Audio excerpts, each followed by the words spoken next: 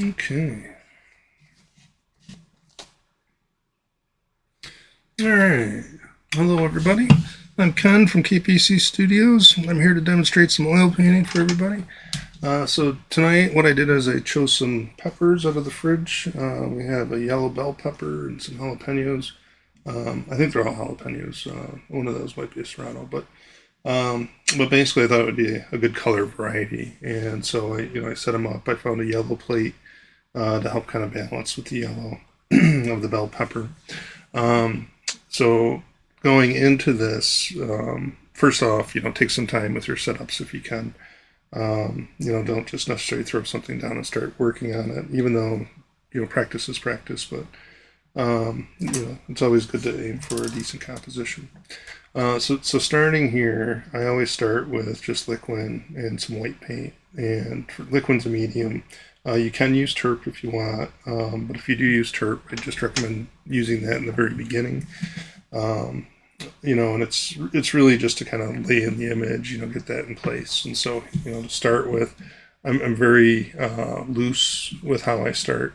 I'm not looking for lots of detail. I'm just going fairly quickly here, trying to place everything. But I don't want to get hung up on spending all this time on details, especially if I'm not quite sure how the items are going to be placed, to the format that I have. One of the things you want to think about is the edging. The board I'm working on here, it's fairly thin. It's referred to as panel or board. Um, when you frame it, the frame overlaps. So making a couple marks here, helps orient me visually as far as when I'm filling in, the composition that these are my kind of like limitations, and so um, I think on this one I'm going to try to keep everything in play, meaning I'm not going to have things going off the edge. Um, so I'll try to have that right into uh, right before the it gets cropped off, and so when it gets framed. Um, and again, just keeping it loose, finding your elements, um, finding the placement. Uh, Loose, you'll be quicker to kind of lay things in. You can always go back and resize it. Now, I'm using quite a bit of medium here. Now, it might seem like using white might affect it, and it can. Like if you're using tons of white, like I am, or not, I'm not using tons, but like I am using white. But if you're using tons of white when you're laying in, your underpainting here, that can affect the colors. But I actually have quite a bit of medium going to this white here. It just looks white because it's against the tone surface of the panel. Um, so if you're more comfortable with just using any color really, but I would recommend like a brown or something that's fairly neutral to the overall painting. Um, so one of the reasons I'm kind of attracted to the white side of things is with it represents highlights, and so a lot of painting, it's even though starting kind of as a drawing here, you're really thinking about how you're highlighting things, and working with the volume stuff. So to me, white complements that quite nicely in my mind, if you will, while I'm kind of establishing everything. So so I do think it's kind of a practical thing to start with. But I'm sure a lot of people would feel very uncomfortable with working with white. I know I did when I first started, but it kind of grew on me. Okay, let me line things up. Another way you can check is if you feel you're happy with say the size of this right here, when you look at where that tip ends, and then you can just do a straight line over, and it's a way to measure. Are you making this the right size for all your objects when you're blocking in the proportions for things. So it's a good check.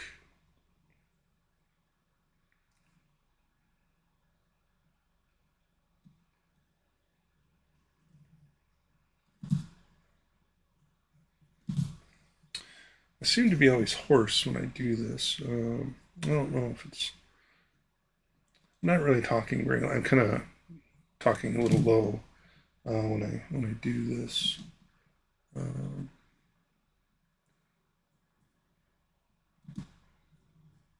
Maybe I'll make a little bit of effort talking a little louder here as I go. But okay, so I'm fairly happy with that. Everything seems to check out. Try to lower this just a little bit more. We do see a little bit of the underneath of the plate here. It's a deep kind of plate. It's not necessarily a bowl, but it does have depth to it. Okay. And then there is a little ledge here. And that's right in the front. So I think I'm going to turn that on an edge a little bit. So it's not so flat to the bottom.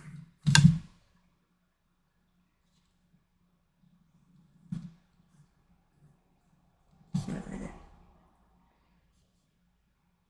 I'm just going to reposition this.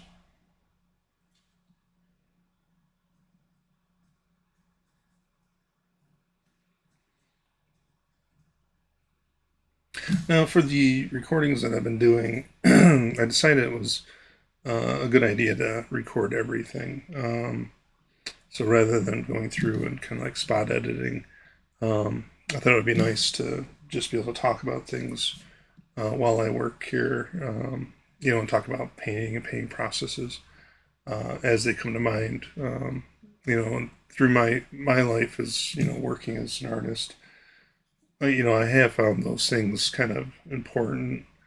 And a lot of times they're not talked about. It's a lot of stuff that you gotta either experience on your own or, over time, you get acclimated to certain things. But, I do miss, being able to watch somebody work on things from start to finish. The downside is the length of the recordings. Excuse me. So the recordings, that's better. The recordings, that I've been doing in like 3 hours, and so. Um, but the advantage is you can always just fast forward through or watch certain parts. But as far as like the processing of these, it hasn't really been too bad. Uh, okay, and we'll have the back of the box over here, and we just see a little bit on that side of things. And I'll just kind of okay. So as far as the background goes, the way I have the lighting today, it's darker than it usually is. I mean, it's kind of shallow. I do have some stuff visually in the background. I think today I'm gonna perhaps not show that, and so I'll have it, more dark space. Um, and now that I'm looking at this, I think I am gonna just raise this up slightly. Now in the recording, I will skip past this. So I'm going to take some time here real quick though, and just raise everything just slightly.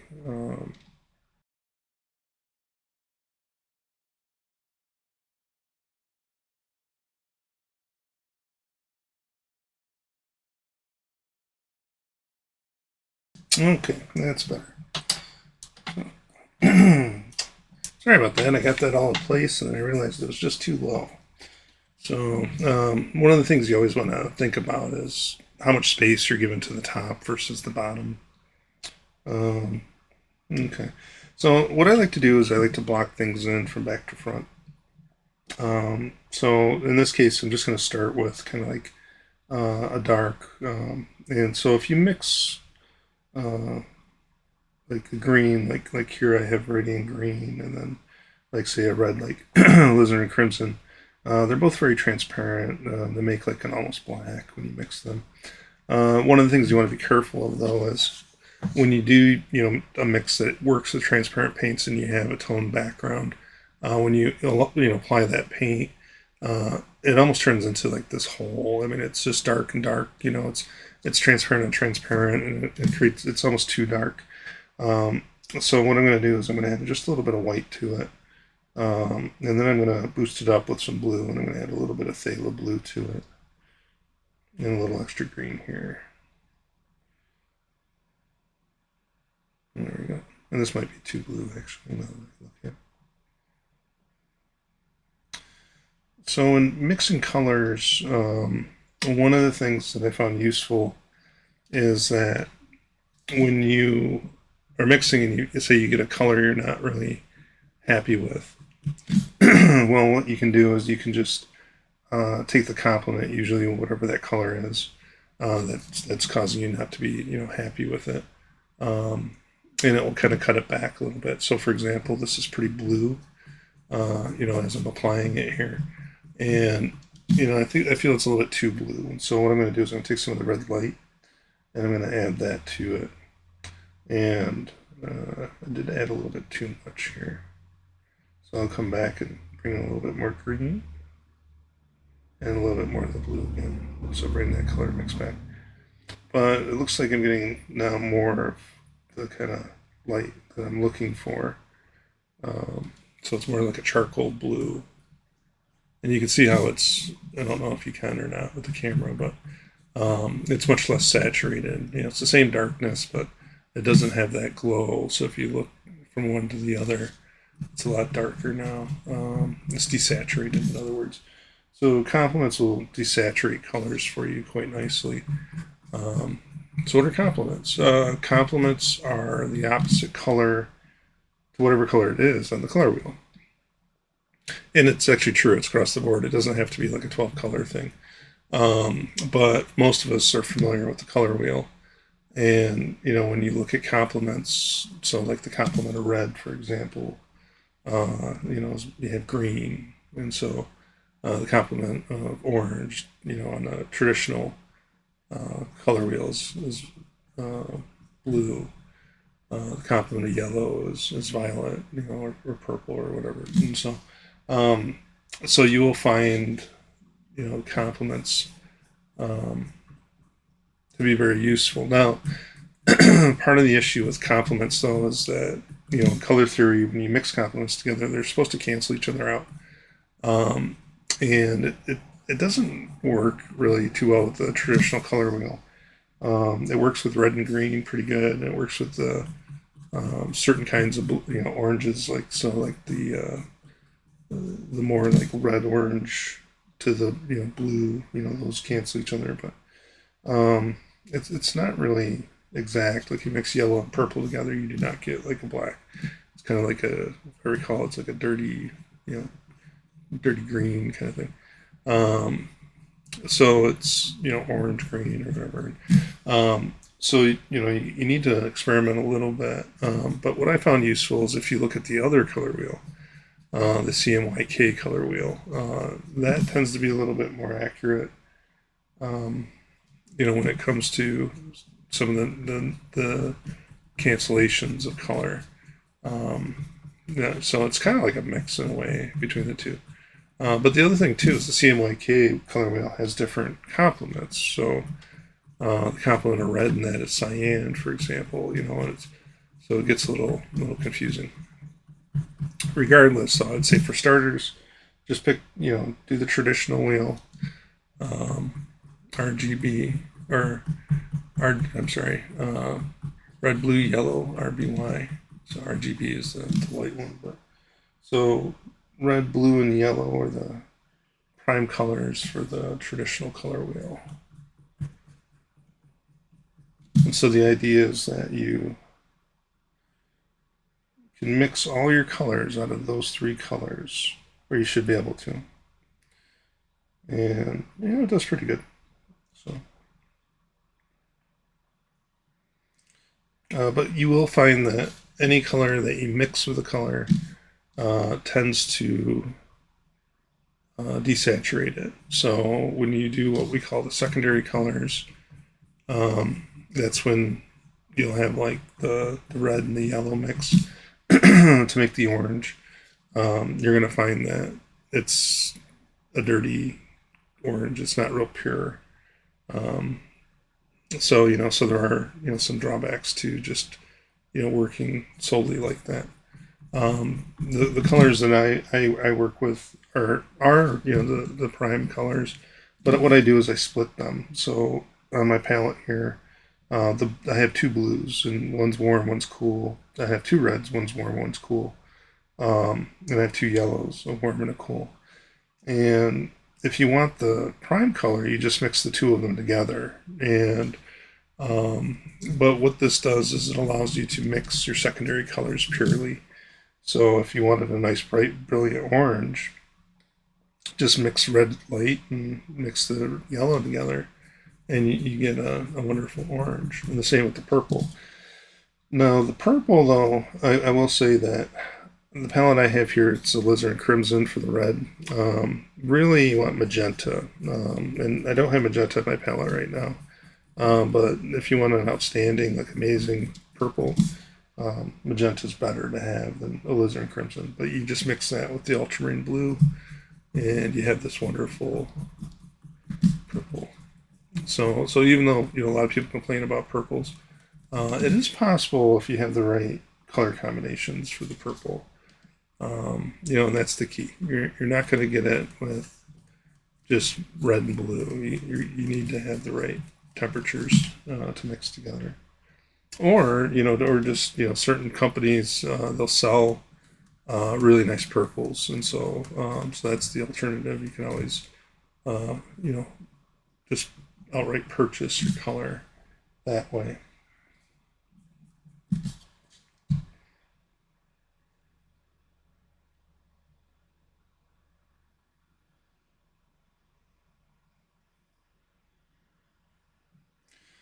I'm still cruising along here. Added a little bit more white to the brush. I think I may have added too much actually. So let me remix that a little bit.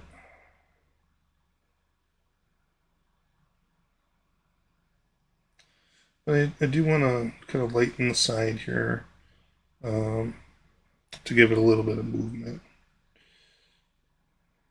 But I don't want it that light. There we go. So something a little bit more soft. So when starting and blocking in, I recommend just blocking in the local color and maybe trying to go for highlight and shadows at the same time. So trying a tonal approach to begin with. So the local color and then the highlight and the shadow. As you keep going with everything, then you can start adding in the color temperatures and increasing the vibrancy, if you will, or the saturation of the colors, but in the sense that it's temperature based. So and that's temperatures I would say are a little bit advanced. A lot of people just starting painting have a hard time with temperatures. So maybe in the beginning just start with more tone in the sense of light and dark. But if you use just the local color, which is the basic color of the object in what you're doing, typically I find that it's easier to develop the painting. So here I kind of have the back wall kind of just basically blocked in. I am going to come over here. I just realized this is a little bit of a thin application. Try to thicken that up just a little bit. You don't want to go too heavy though. So even though I am adding a lot more right now, because the ground's showing too much through, and I don't want it to show that much. You can, ideally have some of the ground showing through, and some people like to have a lot of it showing through, but ideally you just want just enough. You don't want too much, because or paint application that is, because once you start painting, going over it again and adding more details and everything, the more paint you have in the beginning, the harder it becomes to manage. So try to always keep things very basic when you're applying the color, light, thin, apply it that way. Maybe use hog hair brushes when you start. They're a little bit more resilient to wear and tear. They're more so you can be a little bit more aggressive with things. The finer brushes, or the softer ones, they tend to get ruined much more easily and everything. Okay, so I'm going to continue with a somewhat, well, it's a medium, I'd say small medium brush. And I'm going to continue to the box surface in which they're all sitting on. And that is kind of, I'm going to take a little bit of the background color I was using, and I'm going to mix it with an orange and yellow. And what that's going to do is it's going to turn it into kind of like a rusty, or a rustic, I should say, brown. Now it does have different values. So in the back, it's a little bit on the darker side.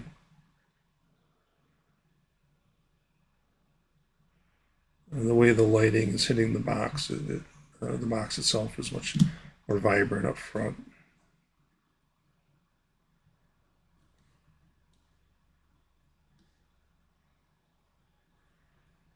But again, I'm just going to block everything in. I like to work where the first pass I do, at the end of it, everything's going to be covered. And so in that way as well, don't worry if it's not perfect. The important thing is that you get everything down. Now, you should be trying to be as accurate as you can when you mix these colors, but that doesn't always, time's not always on your side, per se, depending on what it is you're doing.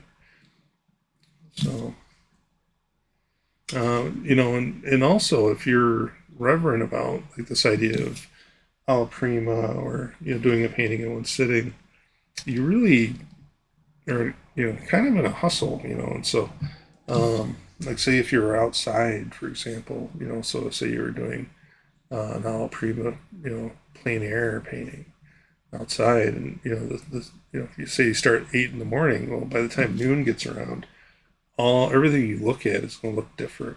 All the colors are going to change on you, just because the sun moves. So that difference in sun and that change in the sun really affects kind of how you see things. So if you don't capture everything right away, you really got to rely on your memory to get everything in place after that. We are in the age of cameras, so taking a picture does help quite a bit. But people that do these dailies, some people refer to them as too, or a lot of people actually, where they do a painting a day kind of thing. The idea is to get it kind of done fairly quickly. You don't want to be spending the entire day working on it. But it's easy to do. So if you have the patience, I applaud you. If you can work all the way throughout the day like that, that's wonderful. But just be on the a little warning out there too, because part of the intention is to get you to activate, if you will, to be a little bit more active, painting quicker, taking some chances and risks, how you're laying your color down, and creating the image. So you just want to be a little bit more exciting, if you will, as you're painting. And it's hard to do, especially if you're sitting.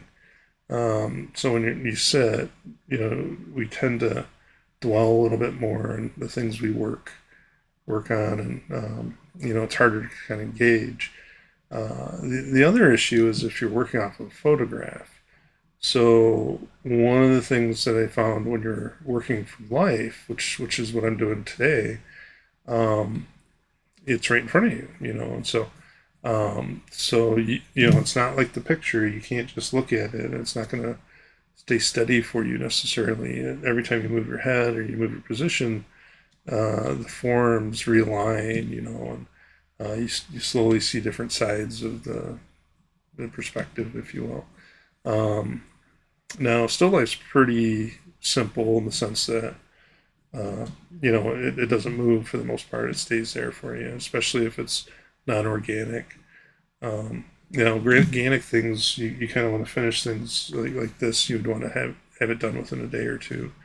Maybe max 3 days, and it's simply because the fruit, in this case, the vegetables, I think, and they might be fruit actually, but they'll start, you know, decomposing a little bit. They'll get soft, they'll lose their color, depending on what it is in front of you.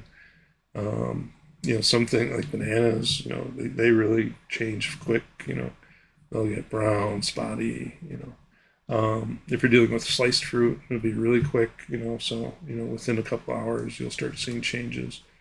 So just be aware of that. And again, if you're outside, it's much more drastic. You're going to see the changes much more quickly. And then you have weather, you have wind, and all that. So it's not just the sun; it's all the other elements as well. Um, everything's to be monitored in that regard. So I'm just gonna go ahead and do the shadow here.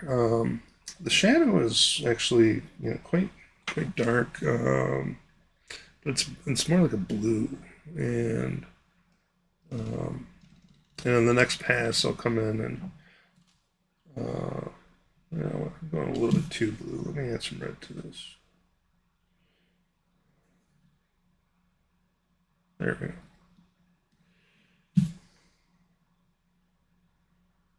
And in the next pass, I'll come in and I'll bring a little bit of the warmth back into it a little bit. Get the texture and all that kind of stuff too.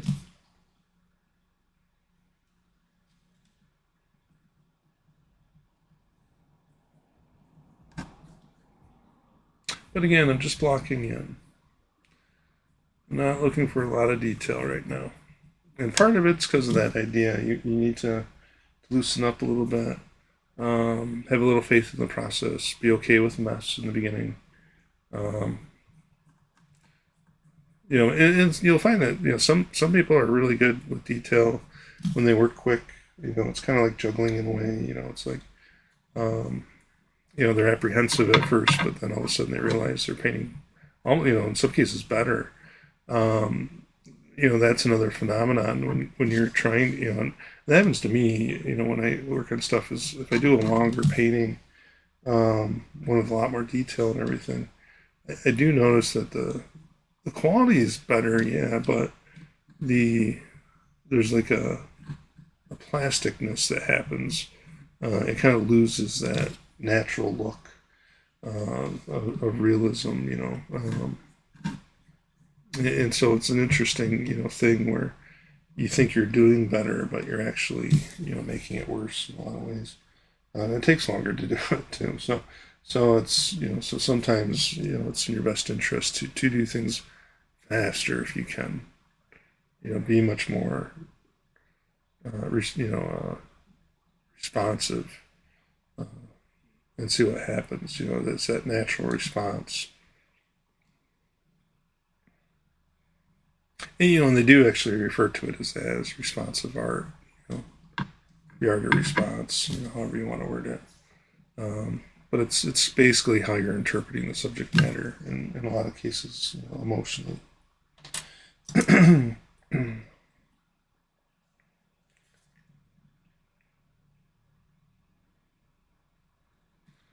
Coming in, finding the edge. Now there is kind of a dinged up part here.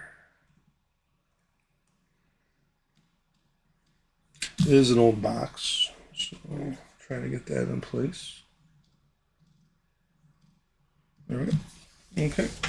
So now we'll move on. Again, try to stick in the back. The way this worked was, these elements are kind of on top. So even though they're not, even though what I just did was not really in the background, trying to work so that whatever's overlapping it is really the principle. It just occurred to me I forgot to do the shadow here. So get that shadow in place.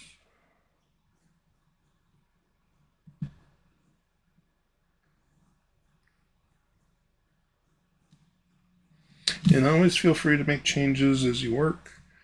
Um, that's the nature of things. It's not, I can't think of any painting actually that or artwork that I started, that I hadn't had to make changes later. And if I didn't, it was because I was sticking to something, meaning like I didn't want to change something for some reason. And when you first start, that happens a lot. You'll get everything kind of put onto your canvas, drawn out or what have you, and you stick to it. You don't make those changes. If you see, even if it's obvious that you need to change something, make sure you take those efforts to make those changes. Because then it just, well, either it nags at you as you work, and it just keeps on getting worse. It's like, um, or it leads to like a bad piece of art. So it's like it's just a bad art image that you make.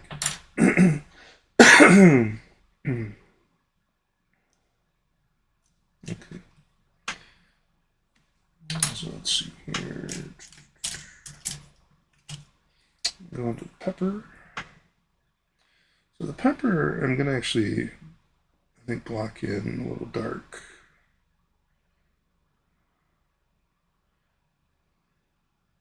So I'm gonna focus on the shading at first. Um, so with oil paints or painting in general, you do want to kind of focus on shading first, the darks, and then work yourself to lights as you go.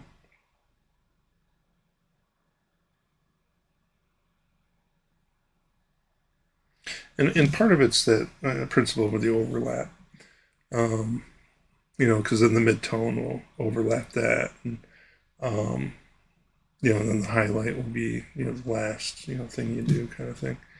And it is kind of almost a tenet of painting. It's by, it doesn't necessarily mean it's an absolute rule. You can change things around, do things different, but, try to mind that though, if you can. It does make your life a lot easier. The danger of it is when you um, start covering everything dark first, and I have seen people that actually teach that. I don't agree with that. Try not to cover everything dark if you can help it. Especially if there's a highlight, right? Um, because what I'll see is a lot of people doing is they'll kind of cover the whole thing dark, and then they'll do the midtones, and then they'll do the highlights. You're just throwing a lot of paint on there, and it's going to be hard to get a good highlight when you do that way, because you're going to be fighting all those other elements as you do it, as you try to get lighter. So so I don't know, food for thought. But ultimately, it's just think of it as more of a suggestion. There's a lot of things where I work light first. My underdrawing or painting is one of them.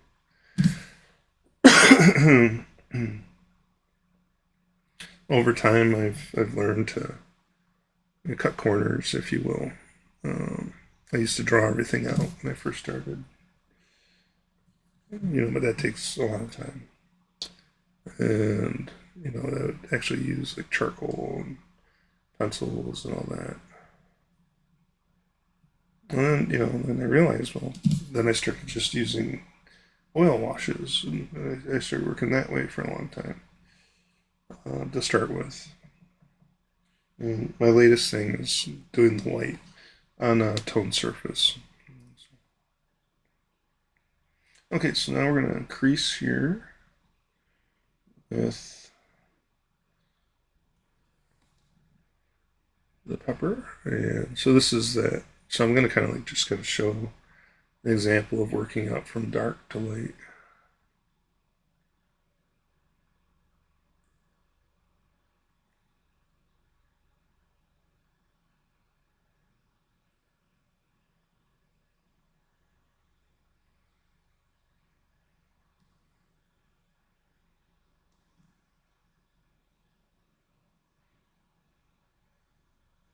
And it is okay to blend in as you work, especially when you first start. It's one of the easier ways to get all your values in place because you can kind of do the transitions pretty easily that way. But I will say, as you continue to work, you're going to want to mix your marks, and so as the painting progresses, in other words, you'll be less apt to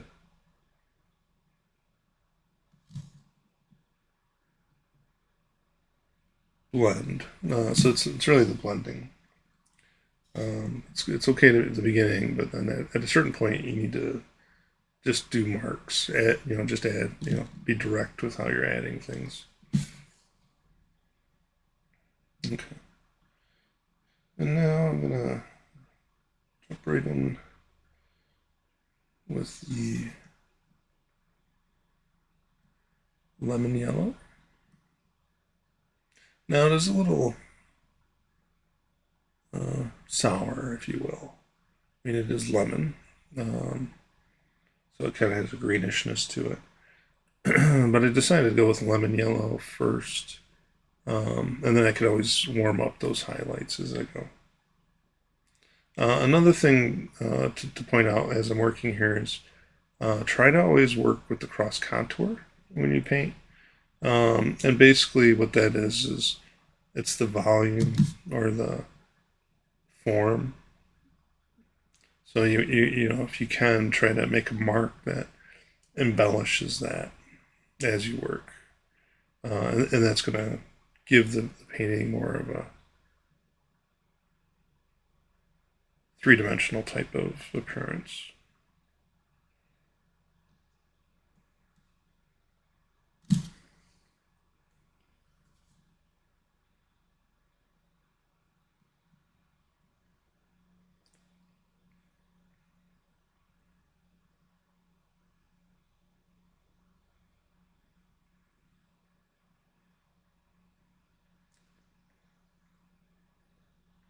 And if you're not used to doing cross contour, there's some practice things you can do.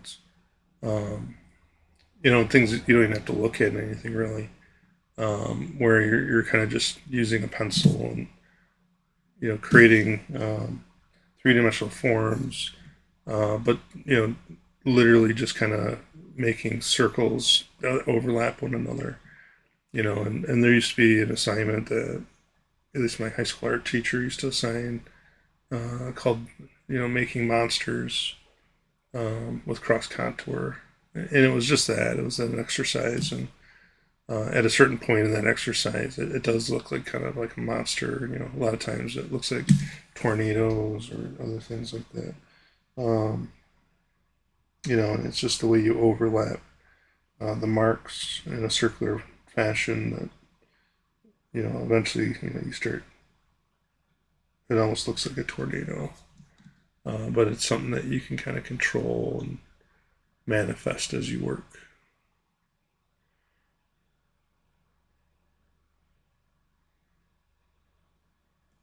That might actually make a good video.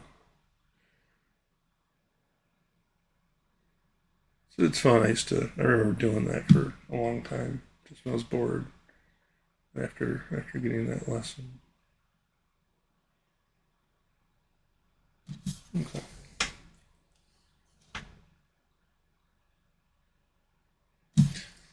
So move on. I think what I'm going to do is go to the plate while I have the yellow out.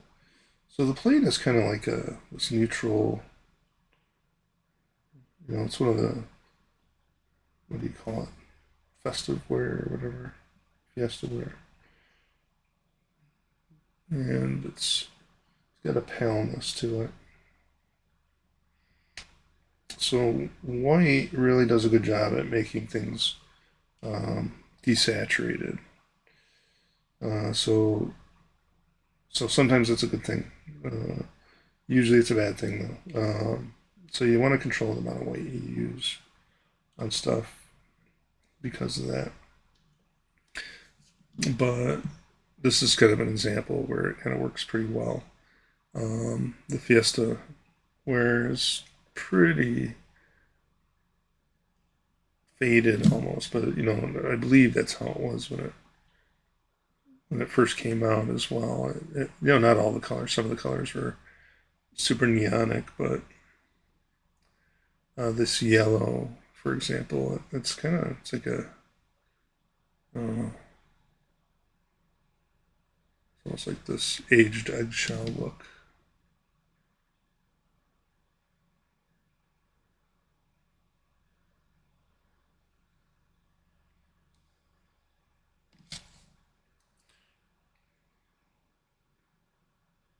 Now the yellows that I'm using are cadmium. Um, so both of them on the palette tonight are cadmium. And the reason I chose cadmium, I usually work with cadmium, but in a lot of the videos I've been doing recently, I've been using more of a permanent yellow for the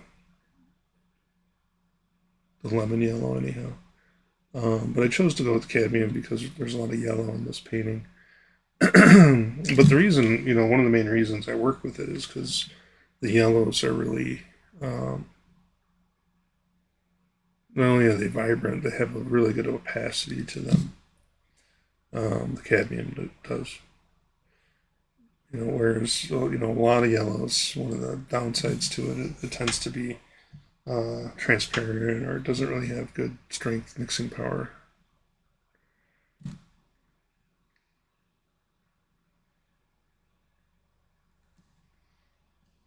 But again, when you're blocking everything in, try to go for the local color. Don't worry about temperature just yet. And you're not really looking at, or at least I don't recommend you look at extreme detail just yet. Again, just block things in. Now, of course you can, and it is encouraged if you're, say, past the beginner level, try to be as accurate as you can from the get-go. So, somebody that's a really trained artist, they'll pretty much block everything in almost exactly as they're painting right from the beginning,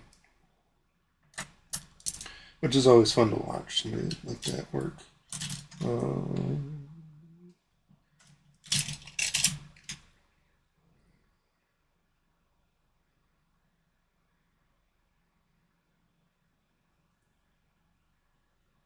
But it's kind of a hard thing to teach, if you will. You kind of have to. In other words, I wouldn't recommend it for people trying to learn how to do it. It's just that's something that comes up over time, practice of colors and all that kind of stuff. So starting out, you should always um, try to figure out some form of progression or approach where uh, it's almost like scaffolding. It's like you're comfortable. Most people are comfortable with drawing. So if you're comfortable with drawing, then they'll maybe start the drawing. When you do a painting, and then work from there. So so it's all relative, I guess. So, but there's nothing wrong with going right into the detail if you can do it. No, the issue is usually what happens for most people is the detail kind of falls apart because um, you're not applying the colors just exactly, and the paint starts mixing into each other, and the next thing you know, you can't get any detail because everything's mixing in with each other, and it becomes really difficult.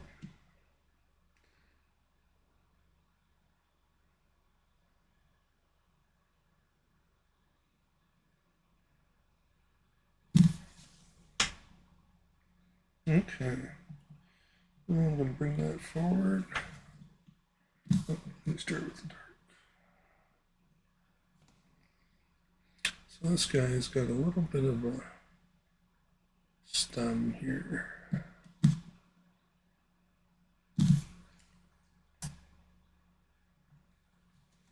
It's very light.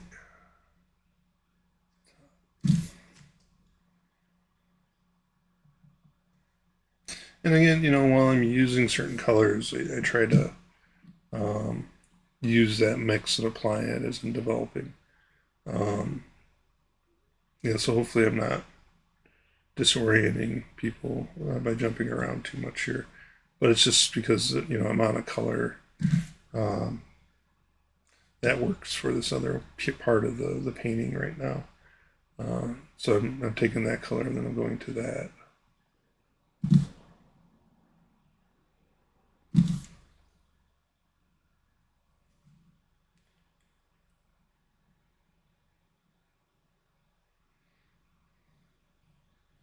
And again, the main priority that we're doing here is blocking in. So I'll get everything blocked in, and then go for the detail. I typically do at least 3 layers or passes, if you will.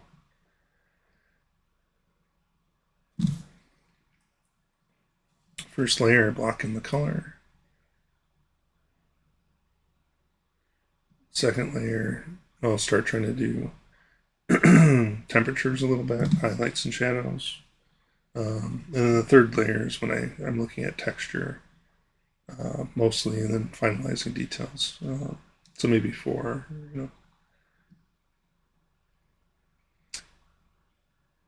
When you're working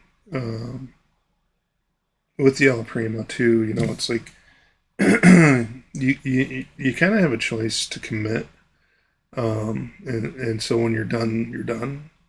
But what a lot of times you're going to find is that the painting isn't really the greatest. At least there's things that you could have improved upon. So you'll be tempted to continue working on it the next day, and I think that's great. I think it's fine. There are some dangers with that. The last video I did, I talked about that towards the end because that's what happened. I was doing the demo and then I ran out of time. I started a little too late and it had kind of a lot of detail to it. So what I did is when I woke up the next day, I finished it. But the paint was still wet, right? But it was setting a little bit already, and so that's the danger. Um, if you're going to rework, a direct painting where you're sitting down and doing it in one sitting, and then you want to go back and do the highlights, I do recommend either letting it sit for a day, let the paint get touch dry before you work into it again, or if you're going to work on it right away, make sure that it's wet. It'll stiffen up a little bit, that might make it easier for you to do certain details. But try not to paint on it when it's like semi-tacky or whatever. It causes problems with things like cracking later and stuff like that. So there's always issues to be aware of. But again, so here I'm just going for the lights. I'm not worrying about temperature just yet. I'm finding a little bit of texture, but I'm using kind of like a universal color as well with this green right now. And so, just going for another brush. Let's see here. Let's go with this one. This will be good. It's already got some color in it. So with the reds, I'm going to go ahead and I'm going to mix the two together and just go for kind of like that base red if I can.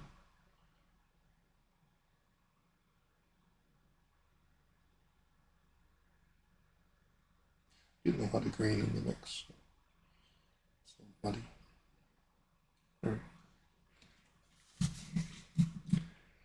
Now these peppers are a dark red.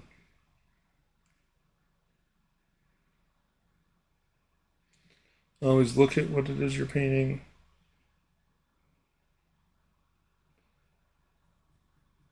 So don't trust your drawing, in other words. Always remeasure.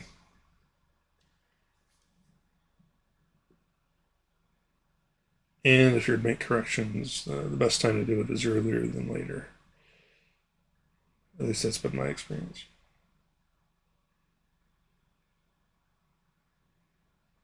The highlights on this type of pepper are really more like shine. So I'm actually going to be uncovering, the entire pepper, and not doing the highlights just yet. And I might actually go in with a Q-tip there and get the highlights out, before I apply them. Remove the wet paint before I apply them. But it's just easier to cover it in this case. Get it covered. Look at the form as you're working. Look at the shape. Get all that covered though. Get it in place.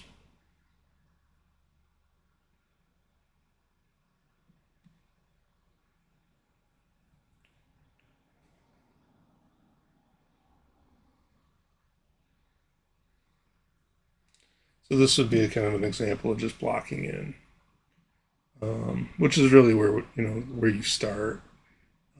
So initially when you start painting, like beginner, just block it in, block in the color. Thin enough so that you can put a highlight on it, but just worry about blocking that shape. Don't outline things, block it in, that kind of stuff. Painting is not outlining, so that's drawing. So so you want to also take practice in that. Not outline as much as you can. And if you come from a drawing background, that is difficult to do. I'm just going to pop underneath here. The shadow's very warm underneath this plate. Okay, there we go. So before I go on any further, I'm just going to go back to one of the brushes I had for the box. There are some shadow elements that I want to add to these areas.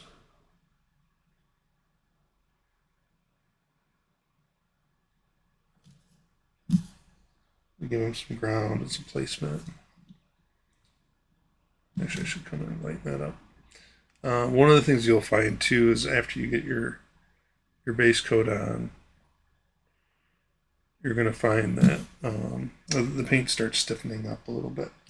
There's a couple, things that are doing this. One is the ground.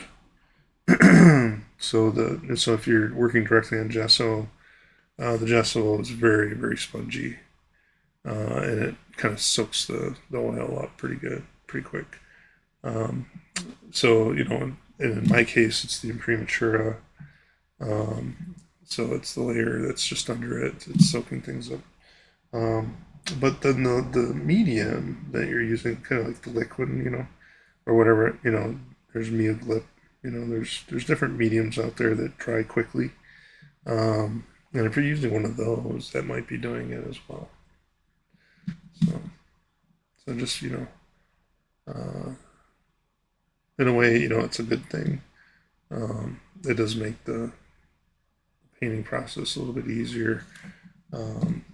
Because at first your first layer, it's kind of stiff to go on, and then after that, it starts sliding around. And so then when it starts stiffening up like that, it's always nice. It kind of gives everything a much more manageable feel. Okay, so now this dark color that I got here, when working on the shadows, I'm actually going to pop this into the background. So now that I got everything in place, I'm going to go ahead and I'm going to go back into this background again. And I'm going to try to make it darker. Uh,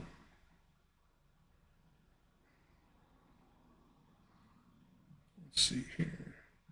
And if you guys remember when I put that one mark there and it was too dark initially, um, after you put your first layer on, then you can kind of come in with that darkness like that and then work into the underlayer that's there. And this will give it a darker quality to it, but it will at the same time not be like, super, super dark. Like, making it look like there's literally a hole in the board or something like that.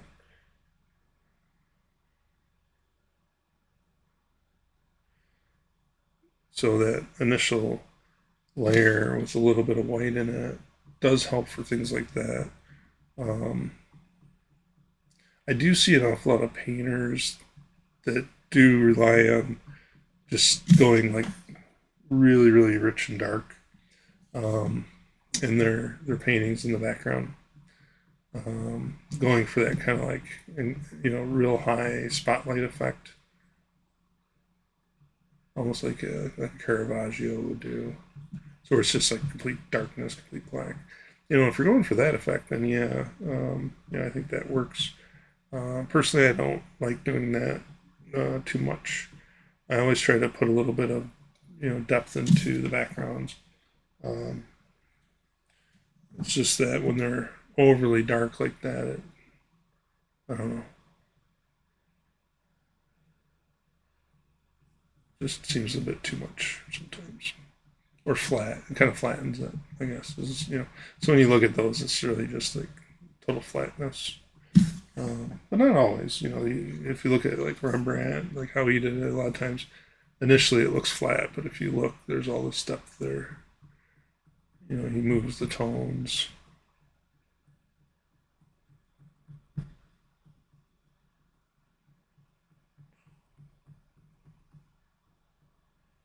There we go.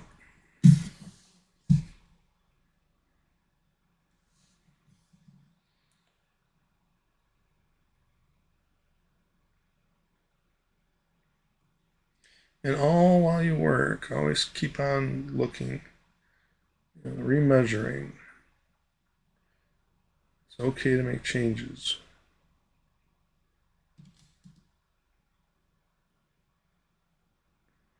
If you don't,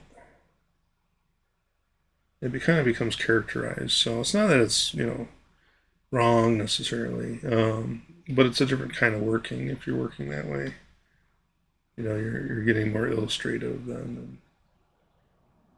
It's a different kind of expression. You're not looking at it in terms of representation, which is fine. There's a whole genre out there of people working that way, and they're doing quite well. So,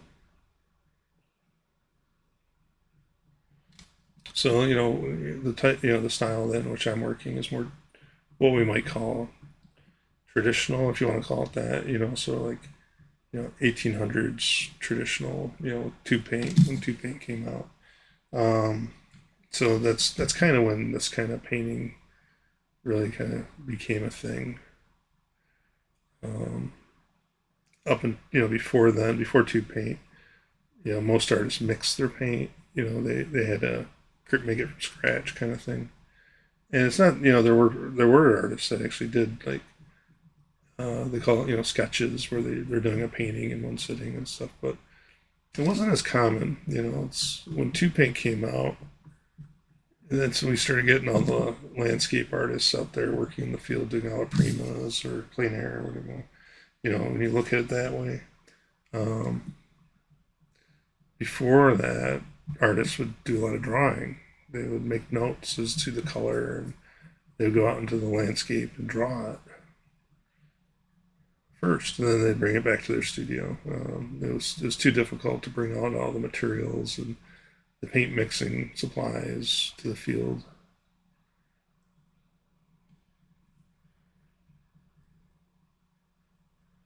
So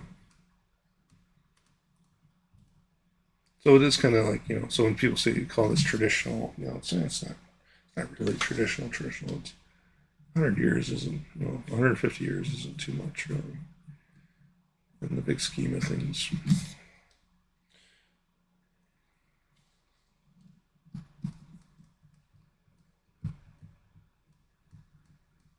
So traditional, you're looking at working with like mediums, doing layers, of letting the paint dry, and then doing a transparent layer on top of that after it dries, and glazes as we call them.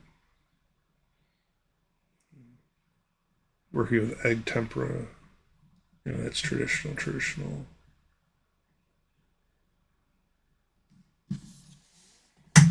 Okay, so it just has a little bit of darkness there. Fairly happy with it. So now I'm gonna kind of start edging into the table here a little bit more in detail. I am gonna start working with color a little bit here, meaning I'm gonna start bringing more dynamic coloring, more intense colors, livening things up a little bit. But I'm also going to start making marks and, not blending as I paint so much.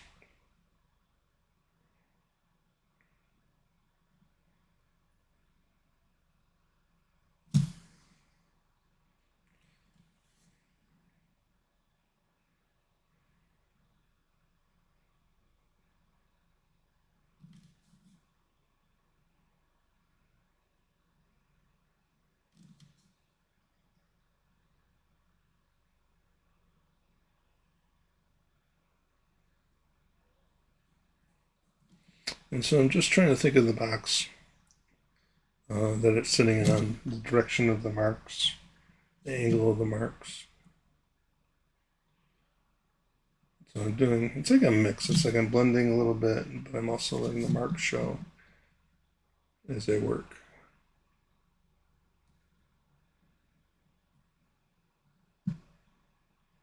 But the shadow's real warm. I'm using a nice warm, it's almost like a red-orange. And go ahead and bring that up to the front here a little bit with a little bit more alizarin. So get a little bit pure with the alizarin. Just looking at the edge.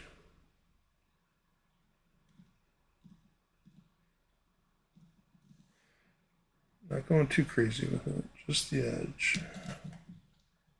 If I bring that in there.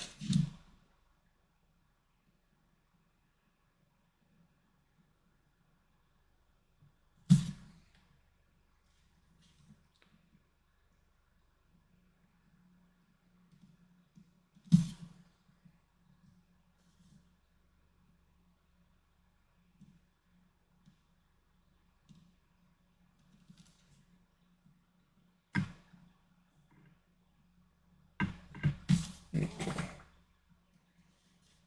And then bring just a little bit texture.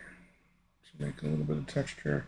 There's a lot of wood grain on the box right here, but it's even though it's tight, like the wood grain's very close to one another. It's not really heavy though, like meaning like it's not like contrasted or anything. I'm gonna try to start bringing in elements of texture when I can. Okay.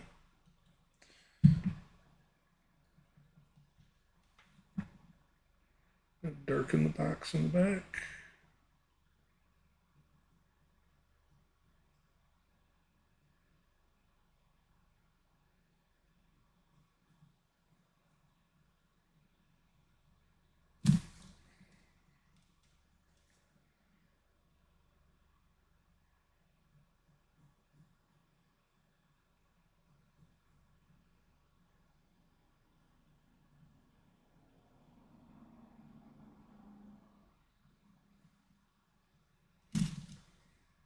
Now, one of the reasons that you would want to do the layering, I'm sorry, do the background first, and then do the next area over top, um, is that you're bound to go over the surfaces that surround at some point. So, like for example, this pepper here, trying to get up to the edge of it, I'm crossing into the pepper itself a little bit. Well, since that's in the background, technically, when I do the pepper, that'll clean all that up. So it's so the strategy behind it. It's pretty good as far as um, creating that more three-dimensional effect. So it's kind of built into the steps, if you will.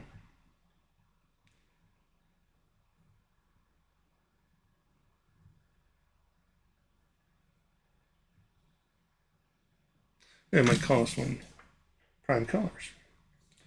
So it's pretty primal. I mean, the green, once the green gets developed, that'll be more obvious. But right now, it's red, yellow, and blue.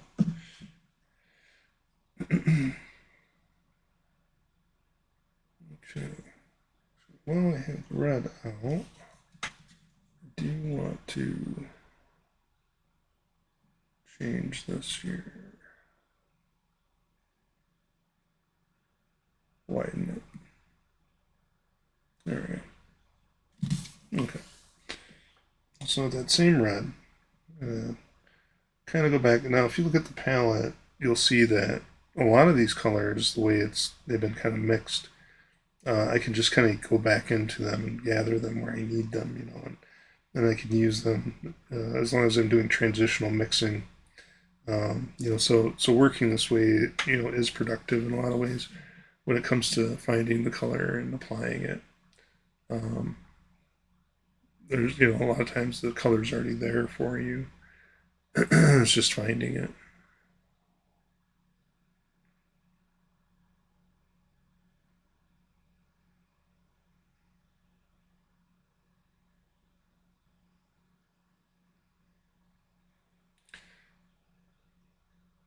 Slowing down a little bit on the pepper here.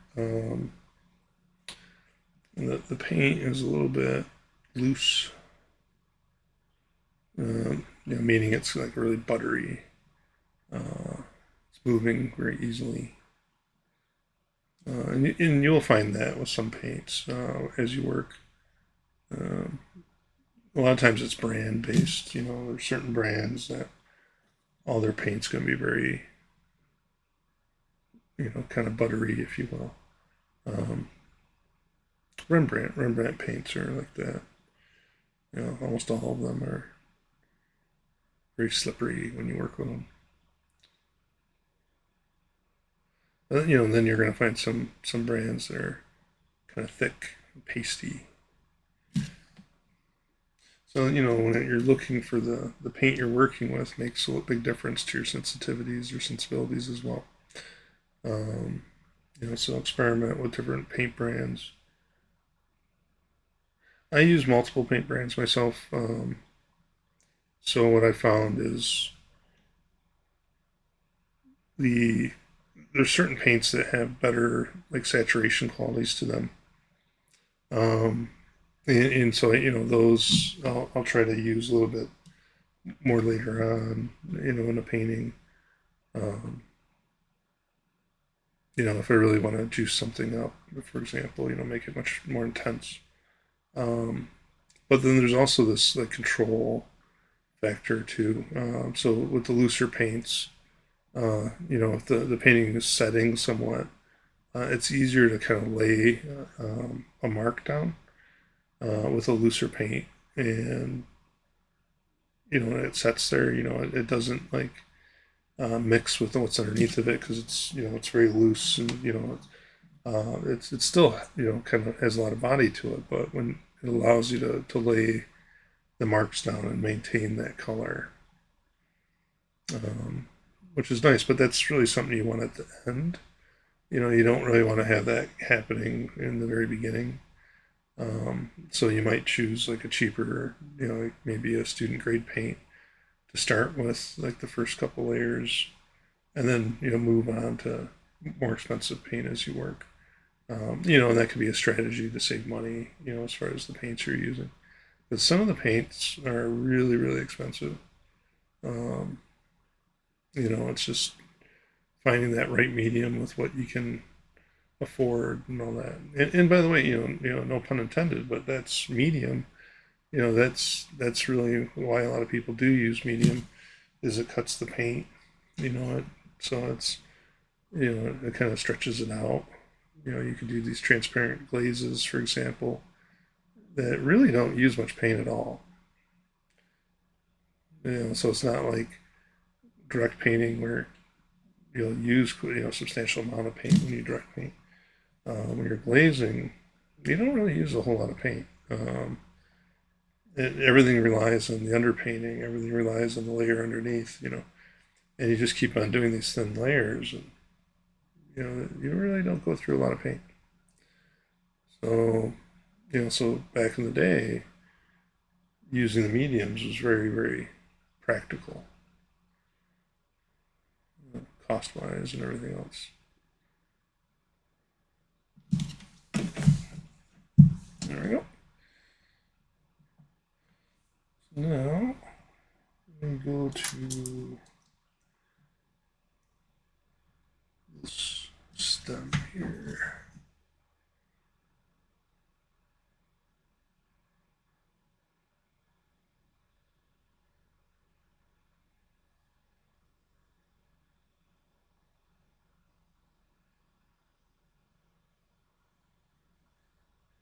A little too heavy at first.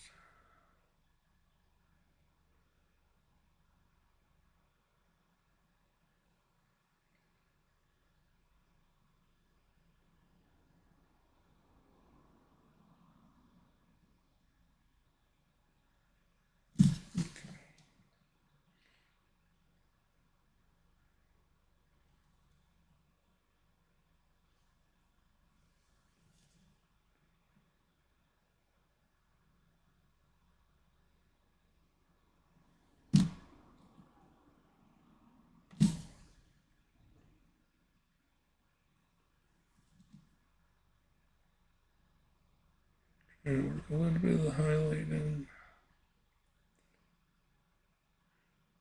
Not overdo it. Just looking for a little bit of detail. I'll be coming back in on another pass. But now that I have the color out, though, I can come into this guy here.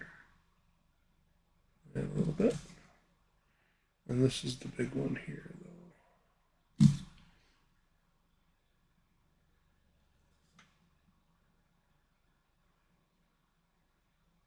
This one starts cool and then it becomes warm.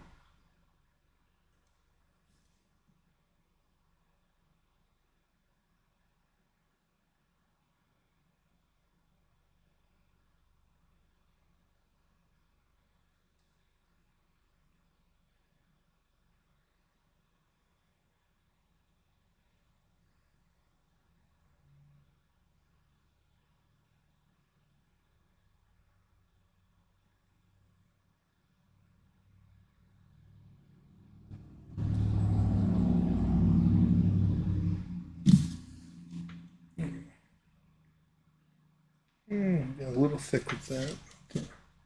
Cut that in a little bit. Now this one on the plate here is interesting in a lot of ways. It's got a lot of reflective color to it.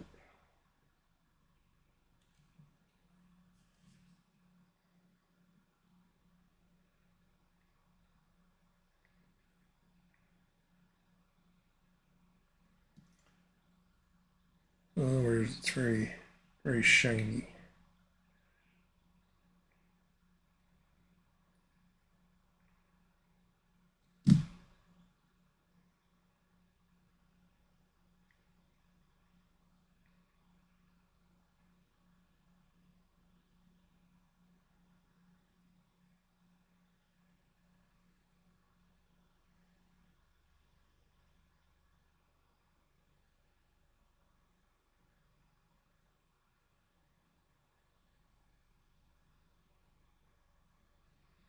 And it's reflecting that plate.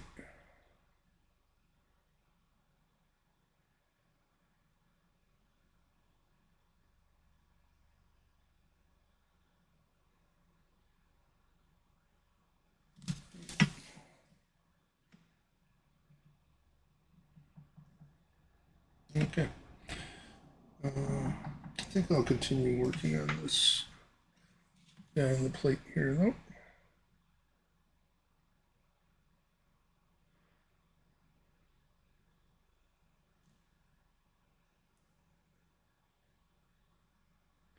There's a lot of structural things I didn't really get on this one, and this is also an example of like something in foreshortening.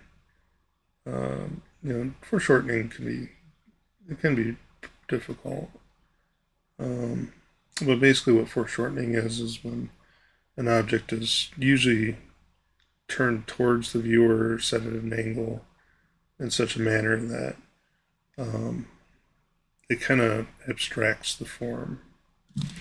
Um, so if like someone's arm is directly pointed at you or their feet, um, it becomes harder to do because in a lot of ways we think of things so much like literally, and then in order to capture that moment though with the foreshortening, it's it's not how you would imagine it. So you got to kind of in those cases you really do have to pay attention to what it is that the shapes are doing and what's causing uh, change, if you will, from the depth of space structurally in order for that to become realized. It's talked more about in figure drawing and stuff, but painting, but it's you really find it with everything.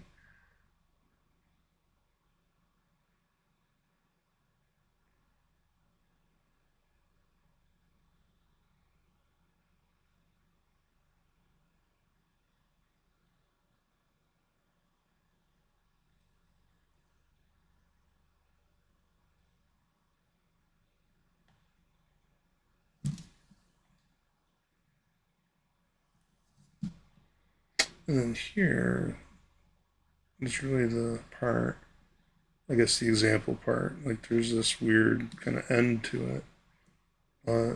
What's causing that is just the way it's receding and its overlap.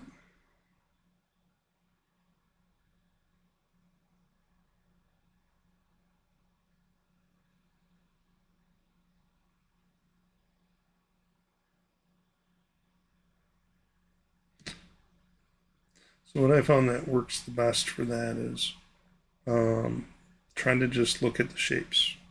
Forget what it is that you're working on and just look at the shapes that are making that. That usually does the job as far as making it look realistic.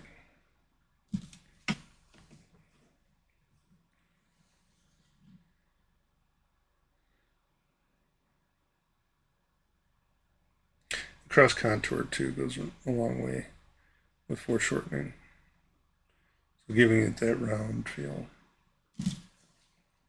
Okay,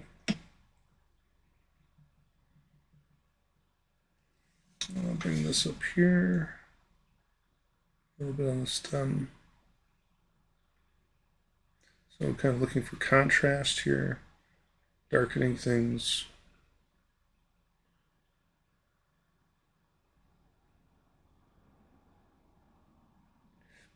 But I plan on refining this as I go.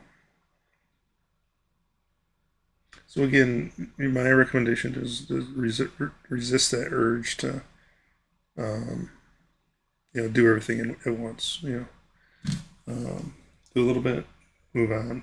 One of the things that really kind of happens is as you do each pass, the paint does set up a little bit.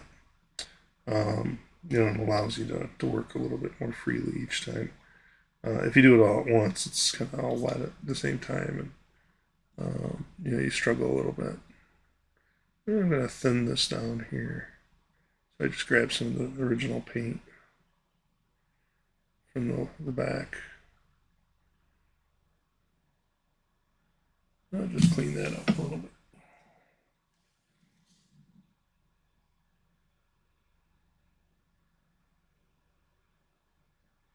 Okay.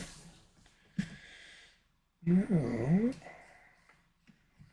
I'll take that same dark and come back to this guy.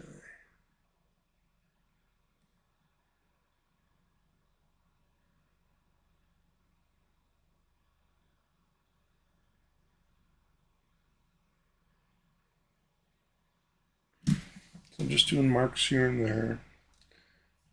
Again, resisting that urge to outline if you can.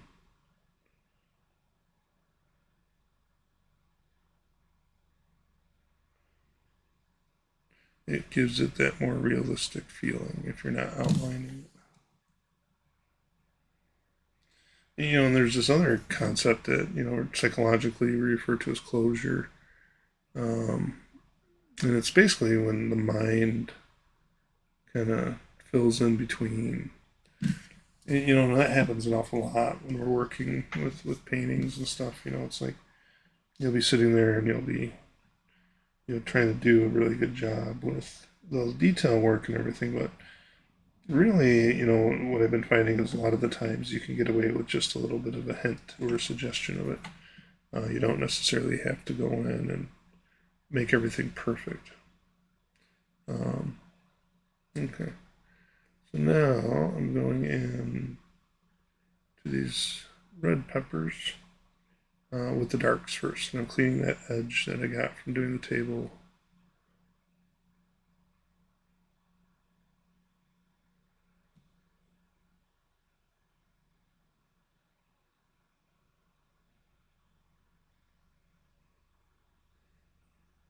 So this is another example of a foreshortened area. It's a short area, um, meaning that there's only a little bit here that I would consider like foreshortened.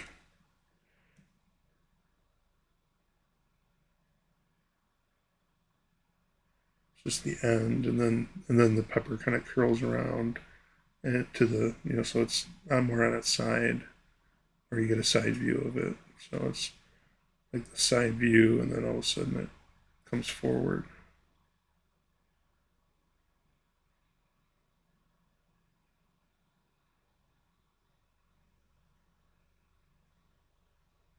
Find that form. There we go.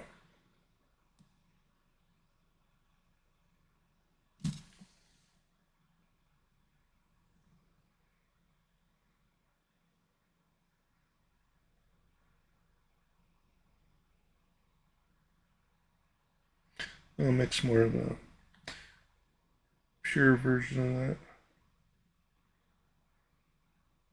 It is easy to get your colors contaminated with other colors if you're not careful.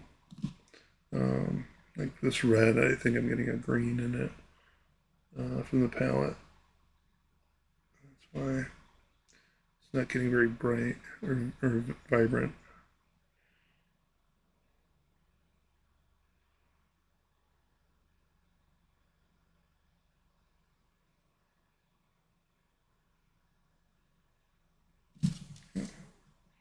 There we go. Now rinse and repeat.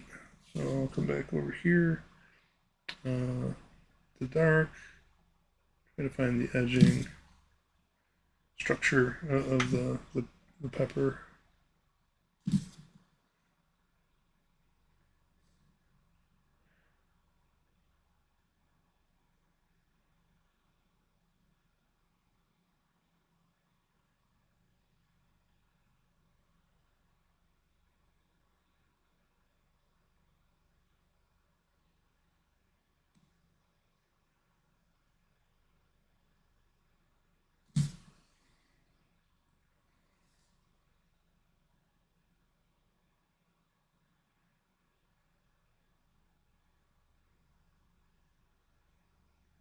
Again, cross contour goes a long way.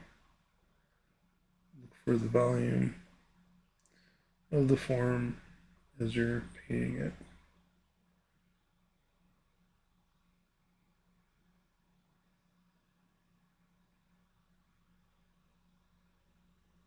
So like I'll do a line and then I'm kind of going over the line, if you notice, to bring in that shape or that volume of the form. You know, because the line flattens it, kind of makes it more like a canoe. And the same thing though too. So now I'll try to make more of a pure approach of the color here, and I'll come in with that to those darks I had before, and then try to give the shadows some depth.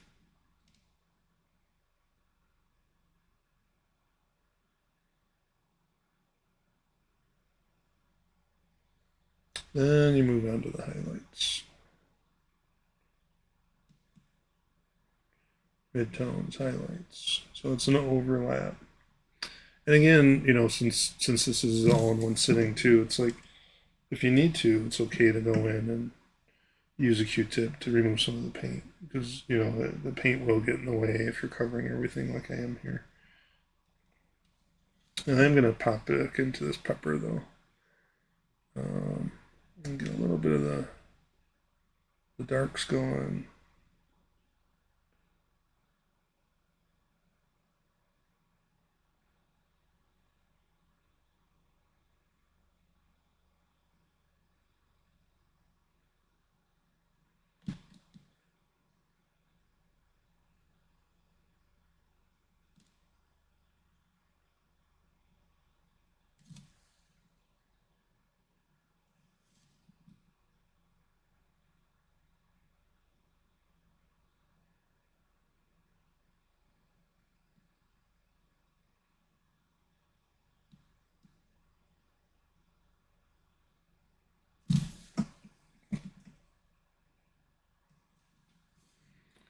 Back into the stem.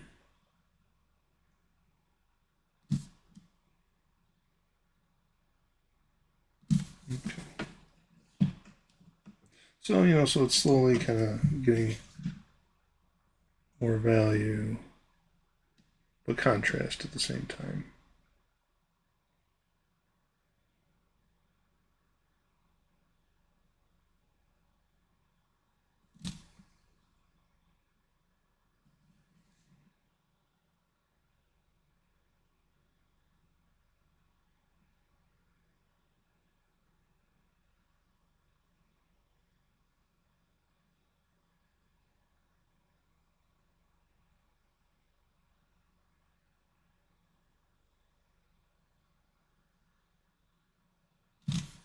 Okay.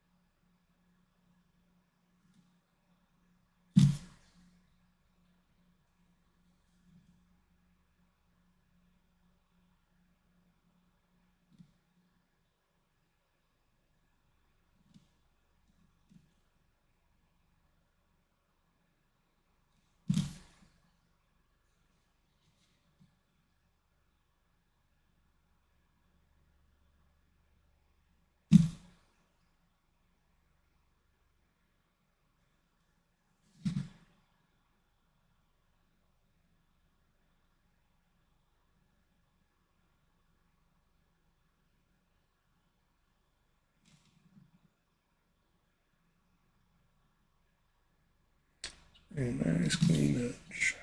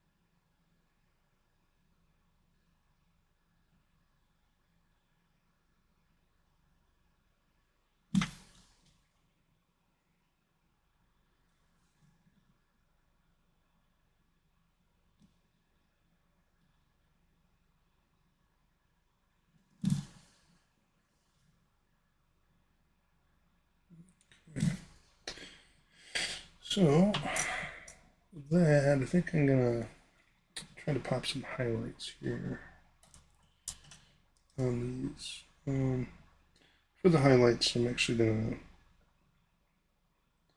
go with the kind of like a pink to start.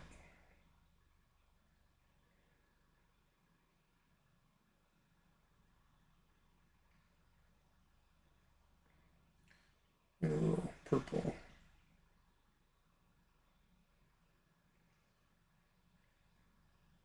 So the purple, it has like this gray effect that I found, it does help with when you are working with highlights here and there. This I'm actually blending. This is the green pepper. I'm just blending that in. It's there's like this foggy type of a highlight here. The way the skin's reflecting light in the shadow here. So I'm just taking my time there. It has a little gray, but it's that purple still. So gather some more white.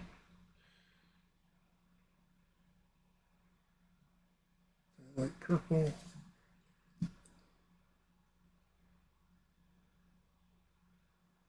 A little bit brighter. Not much though. And try to clean the form. Say right here. It's not super bright, but it's enough to give a little bit of detail. And then here, there's all these reflective areas.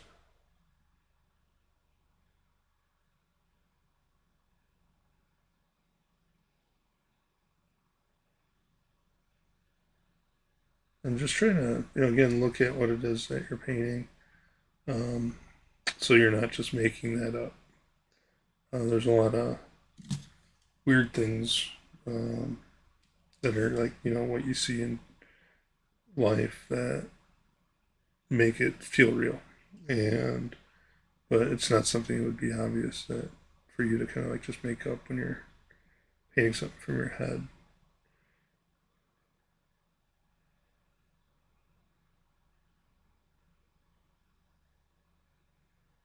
Okay.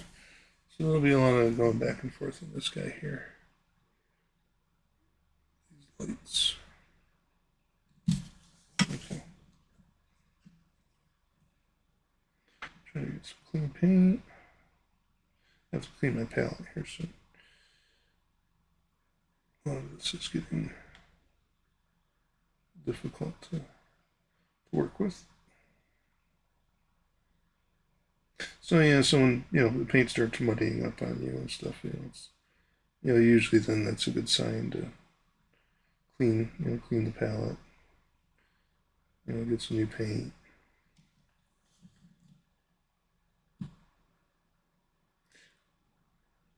So again, I'm still using that purple. It's not really it's not a bright white, but I'm mixing it as well here with the paint a little bit. But I'm trying to put in that reflective light that I'm seeing. And again, try to stay true with what you're seeing.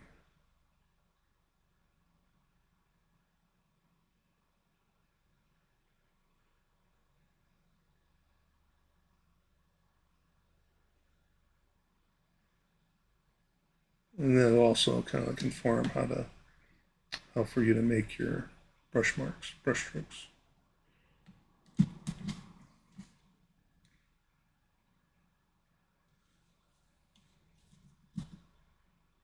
And this one doesn't really have that. This one it's more shortened, like direct highlights. So whereas these two, it's more expansive. Um, but I am going to make like a little subsurface here. So for when I do pop the highlights, they'll have this like pink underneath of it. But I'll go in with the yellow.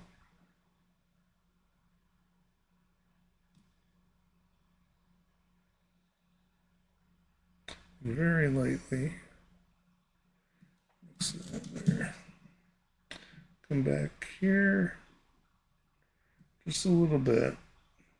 Most of this has to get done with reds, lighter reds and stuff. But I'll mix the palette to do that. Lay the groundwork for the highlight.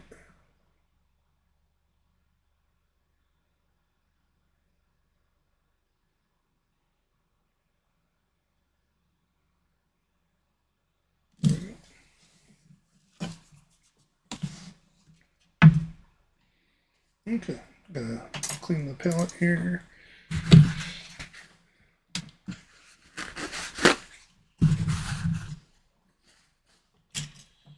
So to clean the palette, I just use, it's basically a paint scraper from, for house painting. They sell it at Lowe's, Home Depot. But it's a nice, wide application.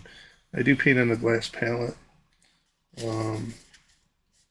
I think, the glass palette's ideal for cleaning. It just makes it easier to be able to scrape off the paint with razor blade. The nice thing about the glass palettes is you have an ability to see your color a lot better when you work. There's two different ways of going about it. A lot of people place gray underneath so they can see the color more true if they're just doing direct painting, heavier, thicker, opaque painting. If you're somebody that uses more transparencies, I'm going to recommend the white, which is what I got. I do a lot of glazing and other work. So what I'm demonstrating here is more what we call opaque, application with direct painting. With layering, it deals a lot more with transparencies. So I'm just cleaning my brushes here real quick. First, what I do is I wipe them off with the towel, and then I clean them in the turpentine. I do think it's important to monitor yourself a little bit when it comes to how you work with oil paints.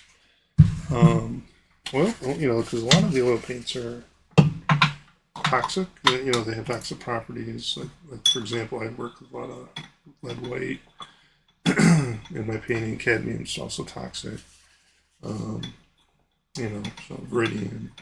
If it's an actual color, it's going to have,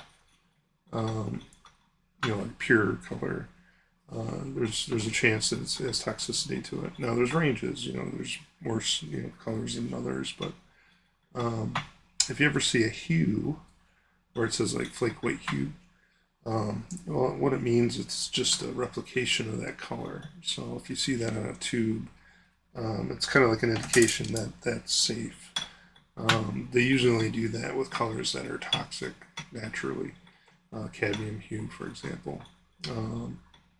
And they're usually pretty good. The hues are pretty good. They just tend to be a little bit less opaque, or they'll be missing, that quality of the original just slightly.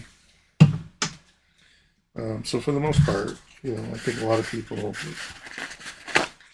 can happily paint without working with toxic chemicals and stuff. But there's certain colors that I do feel the cadmiums are important. I do feel the lead whites are important.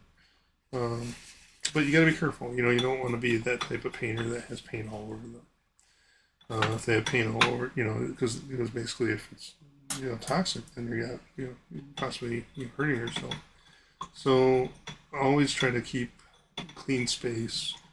Monitor if you get paint on you. Maybe go to the bathroom, wash your hand. If you get it on you. Flesh contact's better than eating it or breathing it in, of course, but it still absorbs. Always wash your hands after you're done working. Don't put brushes in your mouth. You know, that's another one. A lot of people do that while they work. They'll put the handle of the brush in their mouth. People, smoking cigarettes. And that's for people that have paint all over their hands. So then they're also smoking cigarettes and putting it to their lips. So that's another. Less people smoke now, but it used to be smoking. When I went to college, everyone smoked. It seemed but yeah. So just be careful, and if you are a messy painter, I recommend wearing gloves. Get the overalls you need. Check yourself 3 times a day for paint. Because some people are really bad. Some people have paint all over them every time they work. But I found it's also per person. So it's like some people are very clean. I'm a clean painter, I think. I don't really get anything on me, and if I do, I usually wash my hands. Um, so it's all on how you watch your surroundings, I feel.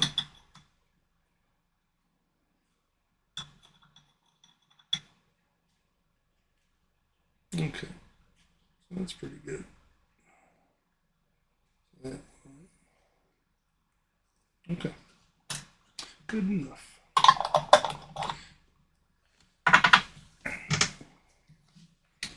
All right, so start coming back into focus here. I do want to. Oh, I forgot the white. So I'll get some more white here.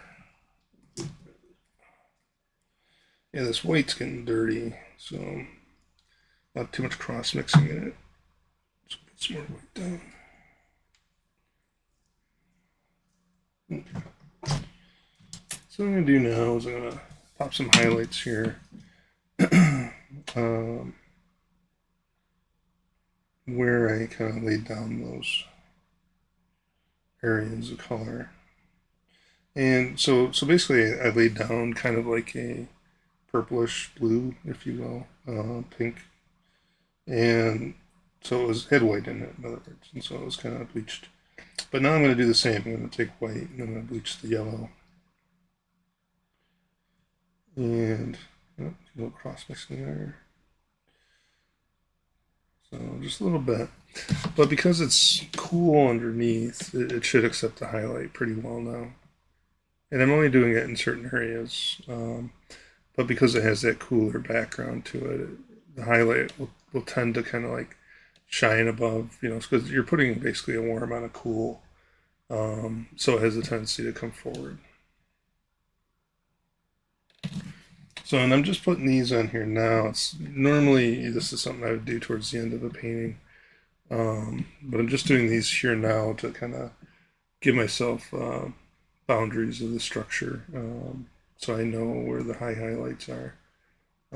So I'll go back into them again at the end here, but this way at least I know that that's going to be a high, bright highlight.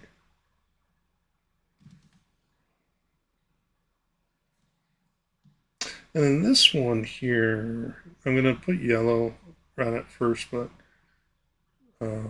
this one actually I'm going to go back into this one with cyan or phthalo type blue to give it a little bit. It has more like a blue highlight quality to it. So yeah, and so that's just it right there. So I'll let that kind of alone there for a little bit. And so now I'm going to come in with the red light. This is where the palette was getting too dirty. I couldn't finish my peppers here the way I wanted to. So I take a lot of the red white, a little bit of the crimson.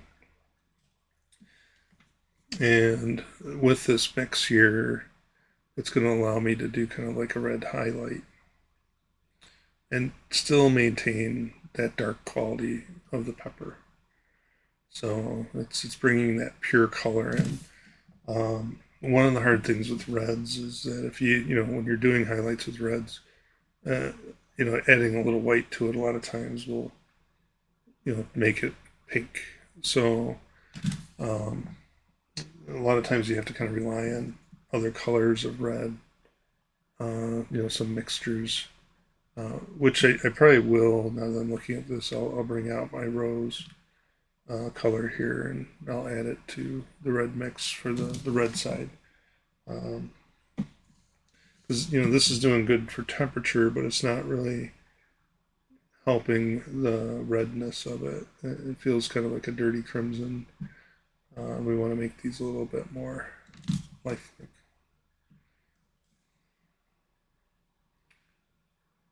That's where the magenta comes in. I gotta order magenta. I don't. I'm out of magenta in my studio here, so I'm relying on like roses and scarlets and stuff. But in the meantime,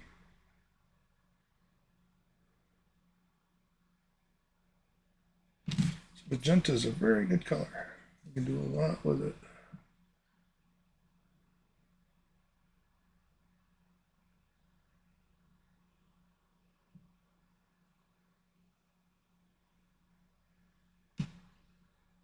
And try to feel that texture of the body out. Um, you know, or its surface, I should say, the way that the surface moves.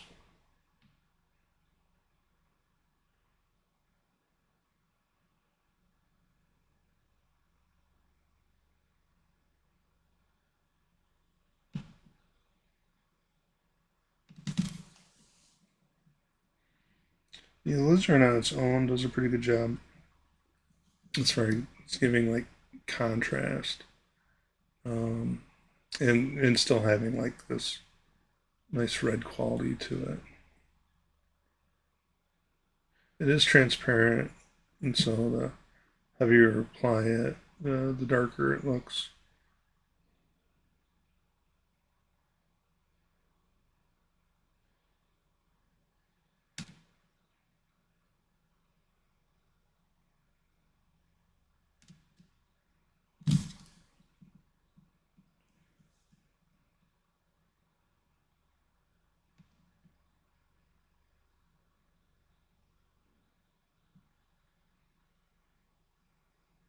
That gives a nice richness.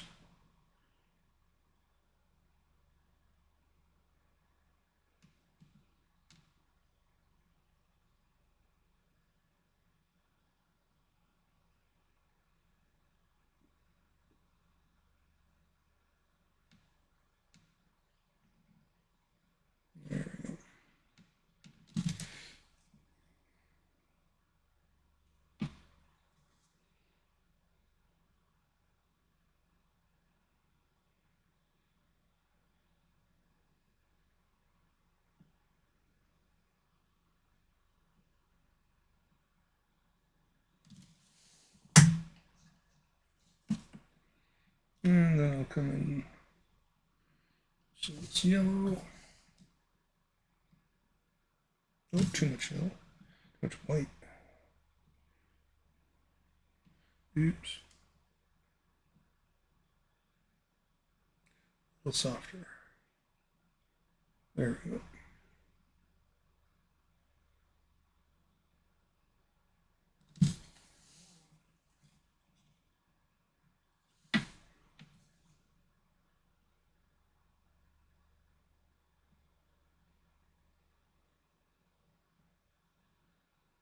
Okay.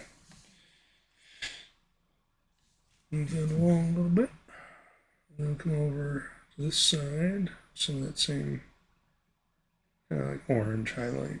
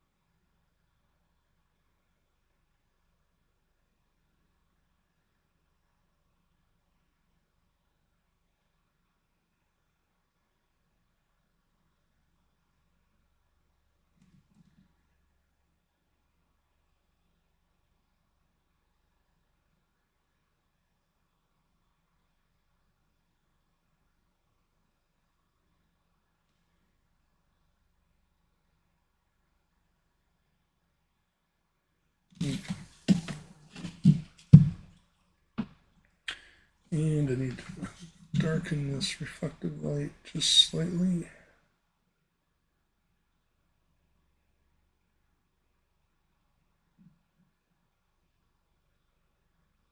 There we go. And it is actually warmer, which makes sense, towards the dish here. All right. Okay. So now I'm just going to come back in here to the green one, just so I'm on the same page. I'm kind of going against my back to front principle here a little bit, but it's working for now. So I'm just going to take the Viridian green, and that's it to start with. So again, that dark to light idea. The Viridian is a very blue green.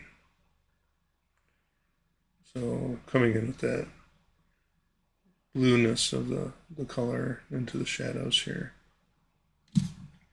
And it is a color very similar to alizarin, where you can kind of apply it generously and it'll have a nice color intensity to it, richness. But it can also, like if you apply it heavy enough, it'll actually almost serve as a black as well. So, so it has a good range on it, in other words. So, but what I'm trying to do here is just trying to, bring the color in, juice it up a little bit, give it some vibrancy.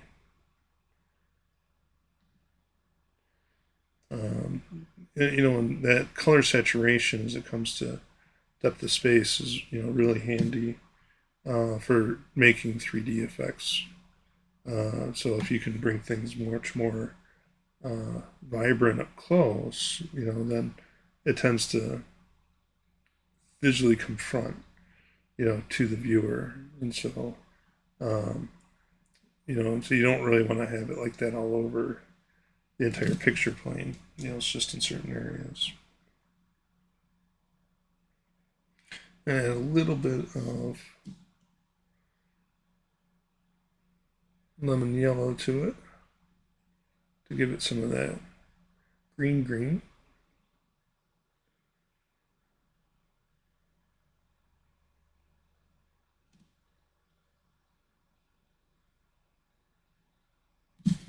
And again, I talked earlier on the idea of blending, and so, here, I am blending a little bit, but a lot of this is, I'm leaving the mark.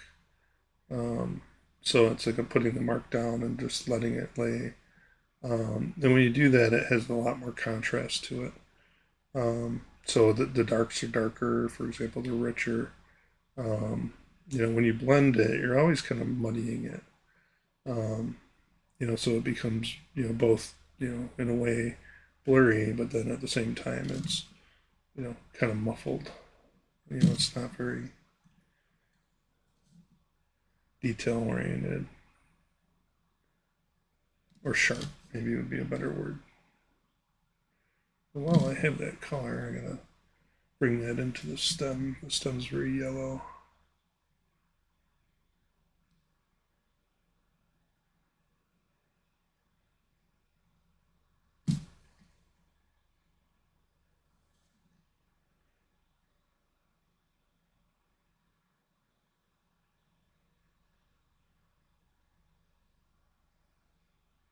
There it is. And now I'm going to bring some of the red light into the color and yellow, the warm yellow. And it'll give me like a mossy green. And this is going to kind of just give it, it's almost like an earth tone moss color, but it'll give it a little bit,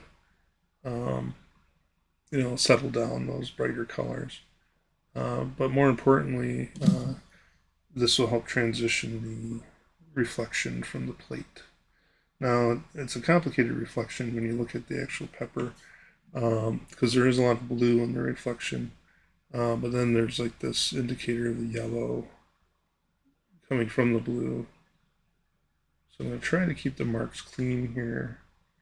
But then at the top, it's actually kind of like a red, like an orange. So I'm going to do that. And then come in with like this. Yeah, I want to try to keep it pure though. I don't want it to mix. So I'm going to try to see how it goes. I'm going to try to make a little mark here, bringing in just a little bit of orange, but I'm just letting it lay there and not mixing it. And yeah, it worked pretty good. It's showing a little bit of the dynamic in the color. And this is where optical mixing comes in. I do have optical mixing listed in a lot of the like search words and stuff like that. And really, what it is, it's and this is a good example of it. It's these colors that you have a hell of a time trying to mix them. Um, and in a lot of cases, it's partly because you kind of can't. It's this play on how the color is reacting next to each other. So what you're seeing is like these, just like pure oranges next to a blue, for example. It's not actually a mix. It's this color application that has um, just fractures of separate colors. It's almost like a mosaic. That might be one way to think about it. Um, and we refer to it as optical mixing or as one. Seurat. He's a good example. With the paintings he did with the picnics, in the park and all that kind of stuff, by the waterfront. It's just dots of color next to each other. And you can bring that same principle into your paintings. And it's a little hard to get used to, and I find it works best when you get the painting to a certain stage in development, because I do find it kind of difficult to do this like right at the beginning. Um, so at a certain stage of the development, though, you can just start kind of bringing that in because you kind of figured out where everything is supposed to go in a way, and then you can start putting these color mixes in play, and it'll help give that vibrancy to it.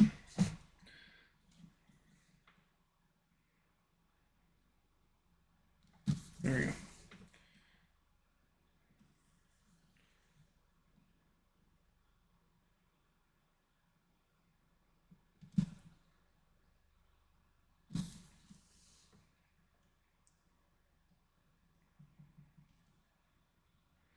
And come back to the Viridian. Get a little bit of wait. Now, Viridian is a very cool color. I think I just mentioned that. Phthalo blue to Viridian really has a nice purity to it. Careful with phthalo blue is very strong. Um, as a color, a little bit goes a long way. It's almost overpowering.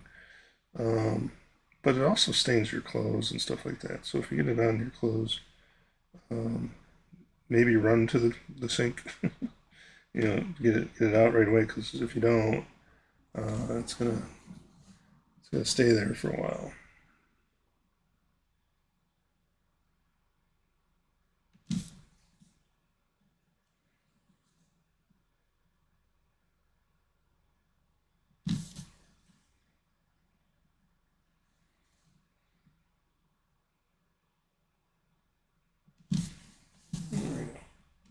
Bring a little of that blue in.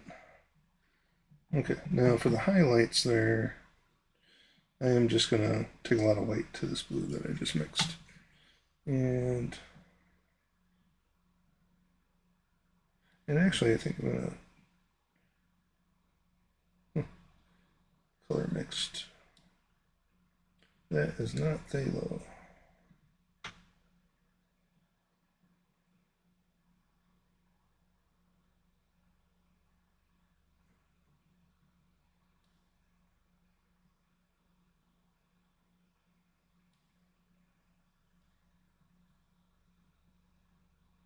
Hmm.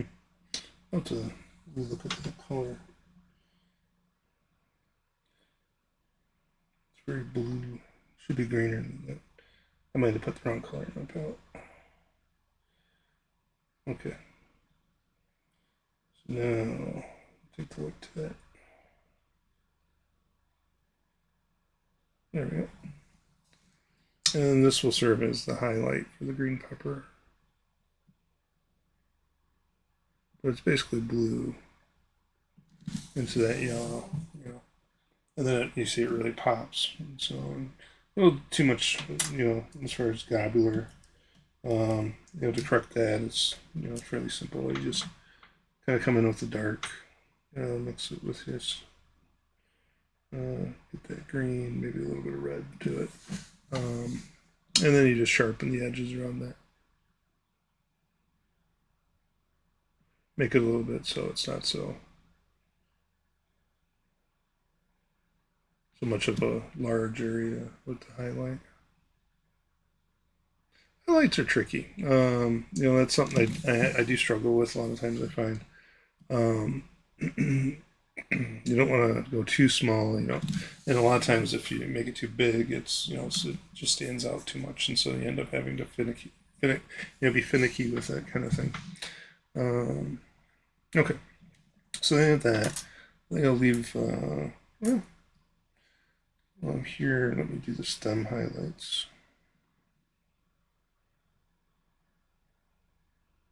And then I'll move on to the plate.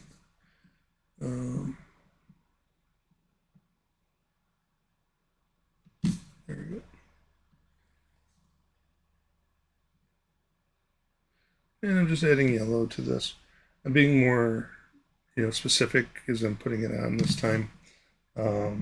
Originally it was like just a large stroke kind of thing, and now I'm being a little bit more careful with the marks and everything. And that's it. And so, and then you slowly kind of add and take away from that aspect of it, as you work the layers. Now, the one thing I do want to focus on here, though, is this plate that they're all sitting on.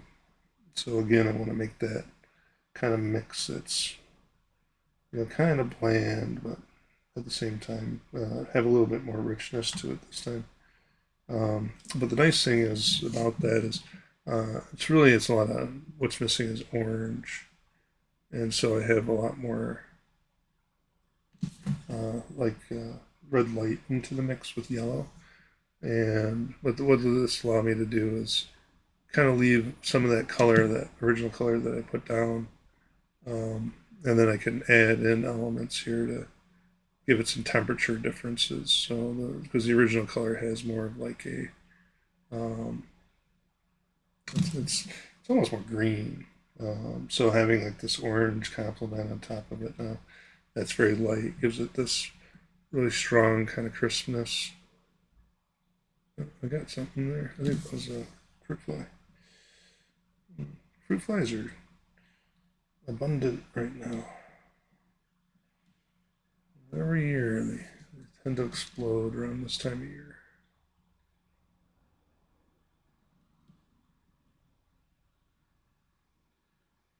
There we go. Trying to make it a little bit lighter with that. But again, too, the idea is the saturation. You wanna try to have that saturation up front. That's going to help bring that piece forward, and then more of the brightness, if you will, the white, which isn't the saturation, for elements that are in the back. But watch your marks at this stage, because you're kind of finishing the painting now. So when we come around, I'm really adding these elements here, but I'm not really blending it as much. The mark I put down is really kind of the color in the mark that's going to be there. It's much more intentional, I should say. You can always keep working these, and being more and more, exact each time you put another layer down. And it does. It looks better and better and better each time. Maybe even a smaller brush each time you go, for little things. And you build up that nice surface quality to things. But you can see how the different color also gives it this kind of realism, if you will. So now with that, I'm gonna switch gears here a little bit and just do the opposite of what I said, not to do. It's basically, so now I'm gonna go and start putting marks onto the table or the box here. And for this, I'm gonna actually go a little bit more orange, but it's gonna have a little dirtiness to it, if that makes sense. Because the plate should be reading more as a yellow. And I still want to have highlights in this box, but at the same time, I want to bring the detail of the box and clarity. So what that means is bringing texture to it. So I'm using more paint right now. I'm kind of evening up with the peppers. The peppers I kind of focused on.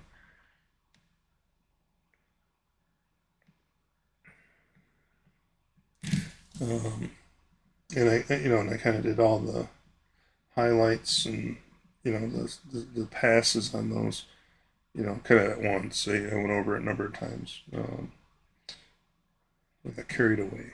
I got into it. So now I have to catch the painting up, if you will. And so this is bringing the texture of that box in. And the cross contour for the box, most of the wood grain is going this direction. And I am editing some of the box, if you guys remember from the picture I showed you. There is this is actually a beefeater box, the gin box.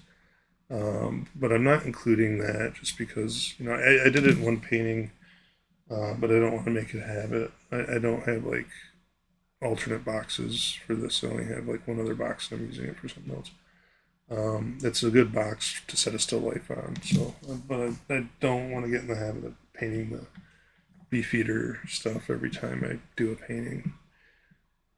So if you're wondering about that, that's why. Um, and then there's also this idea of, brand association and everything. I think everyone knows what the beefeater thing looks like a little bit. Even though when I did use it, I covered it up quite a bit, and so, but it's still there. I don't want to have that become part of everything I do. So it's cool though. I do like the box. It's a nice box. And here I'm just keeping it simple. Um, I'm not getting too carried away with the details. Just trying to give it the texture. I still have to work that yellow pepper up here and get that into spec. And then, I'll do one more pass real quick, just pushing certain elements. I'll go into the background, make that heavier, deeper.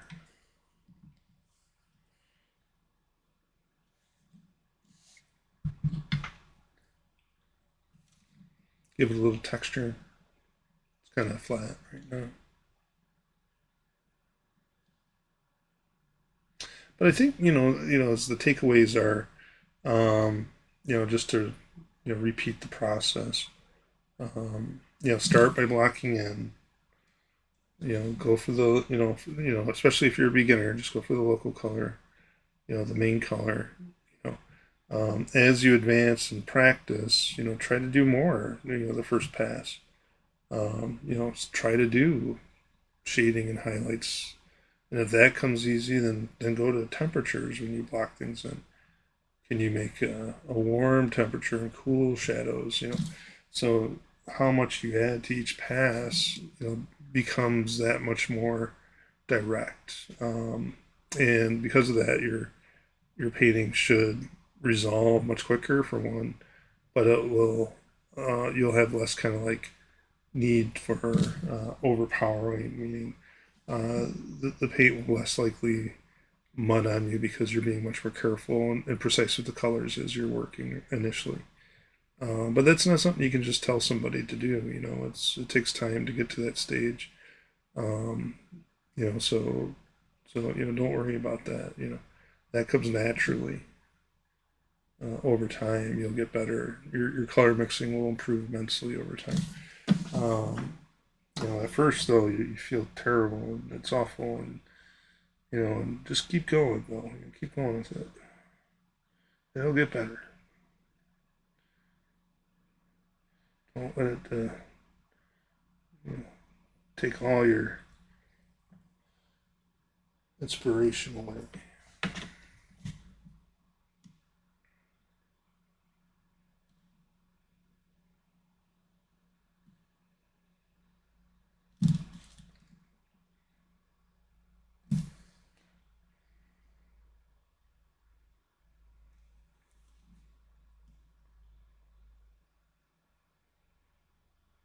But yeah, this is just to kind of come back to why you want to do things like this, or work, let's say maybe fairly quickly.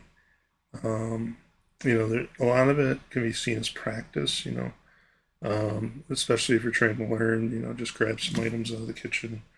But the other is, this is a whole genre within the arts. This alla prima and direct mixing. There's an awful lot of people that really, look for and try to find people that work like this so they can purchase their work. They just really like the expressive quality of everything. So it becomes desirable for a lot of people. So as far as like trying to sell your work, this could be something where you find yourself um, you know in a good fit for. So don't be afraid to branch out and try different ways of working. But again, this isn't for everybody. A lot of people prefer to work on paintings over the period of days. They'll do one pass, but then they'll let it dry, and then they'll come in the next day and they'll do the next pass while everything's dry. And what it does is it's easier to do your color. It's easier to control your color. That kind of stuff. So there are a lot of advantages to working that way. No doubt, but working this way, if you have a knack for it, um, it may be worth giving it a little bit of time. Try it out a little bit. See how you really fit in with like the larger group. And for that, I would recommend plein air. But plein air, that's a whole other level in itself because you have to be outside and all that. But that's where you run into, in my opinion, most of the people that work like this. You're going to find a lot of people, and you can watch them work while they're working. You can talk to them, make friendships. Um, but you'll also get a sense, that's those are the people that you're in a way competing against. And quite literally, if it's a festival, there's prizes and stuff like that. Um, but it's not for everybody. So if you like working this way, start trying to do more.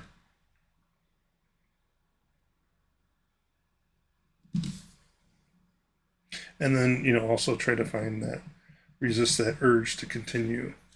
Um, you don't want to necessarily be working these the next day, and if you do, try to keep it minimal. Because again, it's the way that the marks are and all this other stuff that people like about these types of paintings. And as soon as you start getting into detail and you start losing that expressive quality, that original mark kind of disappears from a lot of the work.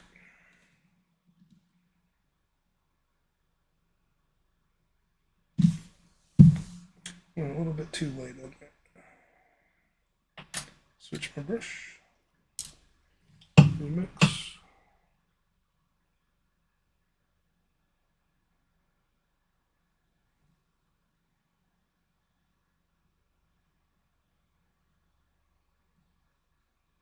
Alright.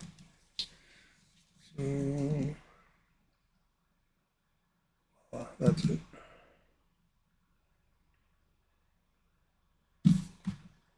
Yeah, reds can be difficult. It's that border, you're either tinting it too much, trying to find that, just that, saturation per, that mark before it becomes unsaturated. Yeah, reds are kind of difficult.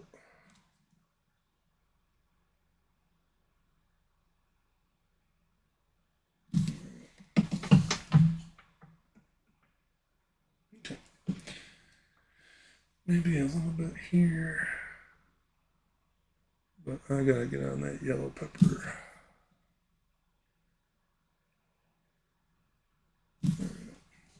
Okay.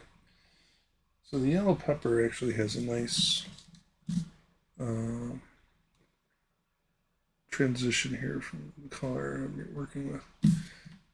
There's a lot of borderline intense like oranges in this yellow.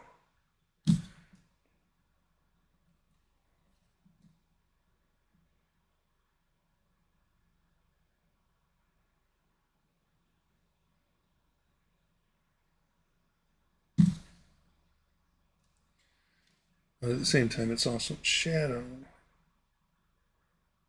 So it's a little tricky.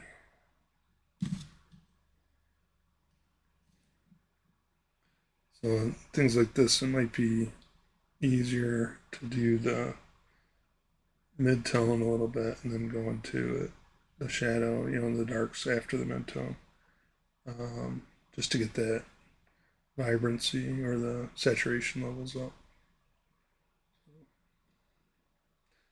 the volume.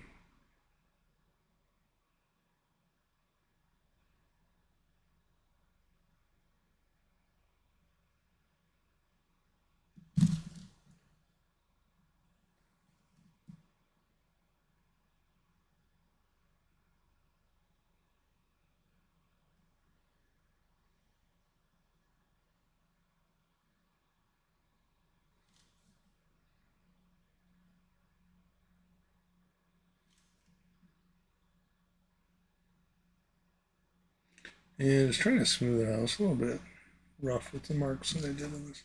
But it was also slipping a lot on me, I remember. By the way, working on panel does tend to have a lot more slippage. Like, I feel like more like ice skating while you paint versus canvas. So if you struggle with slipping of the paint or controlling it that way, you might be better served with canvas rather than working on the panels. Uh, so everything's an exploration. You gotta kind of figure out what you enjoy. But the canvas has kind of like a grip. It'll give everything detail.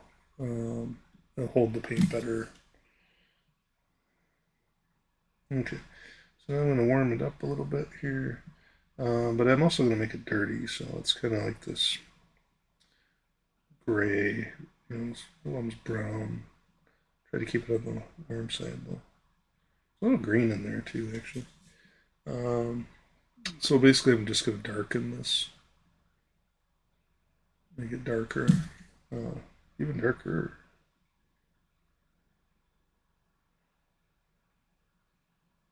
I'm gonna try this. Add a little blue to it. There we go.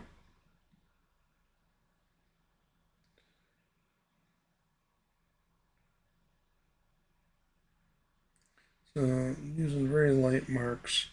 Um, Yellows are actually kind of difficult too when it comes to shadows because of you kind of have to start using brown in a lot of the shadows with yellow. So like when you do like extended tonal mixes with yellow, most colors you can kind of just work with the color and get a pretty good tonal mix.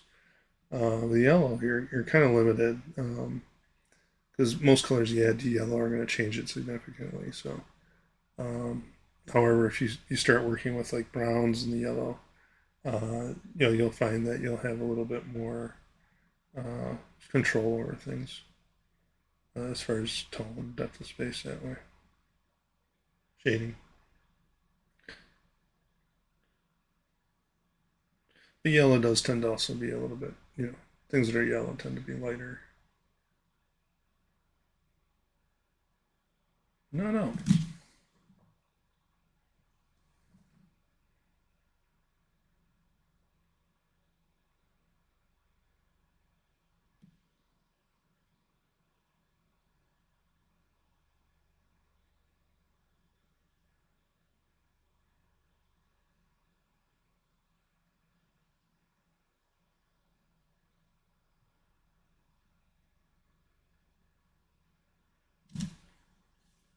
Mm-hmm. Just darken this all back here. That stem come forward.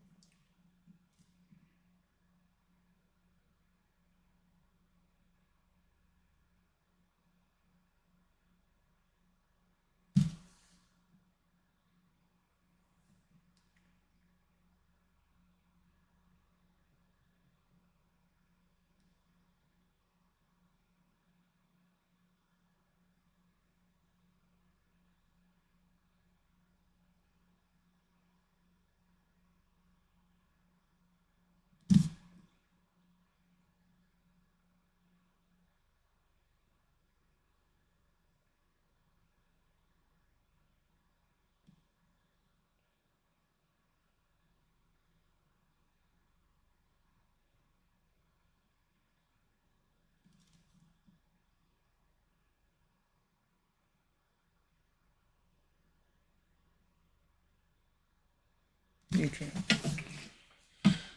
So it's smoother now. Now I have to make it more yellow. So what I'm going to do is just take some pure yellow to, the area in the palette here where I've been working. Because I want it to have the darkness. And so, and that way I can work, the way up to towards the highlights and trying to keep the color pure at the same time.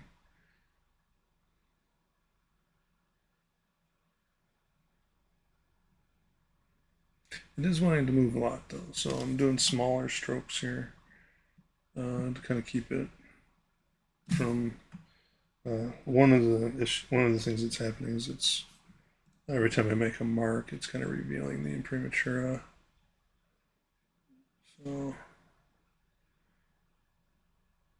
just kind of be a little bit patient with it, a little bit slower. Try not to overwork it. But I'm doing so okay. So I did the midtones first in this one with pure color. And then I went into the shadows. Now I'm going in with like a yellow that has like orange to it.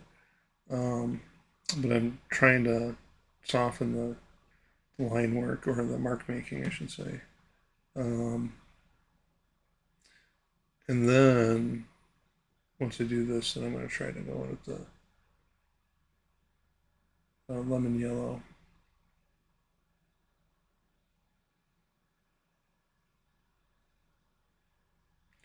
And see if that overlapping strategy works.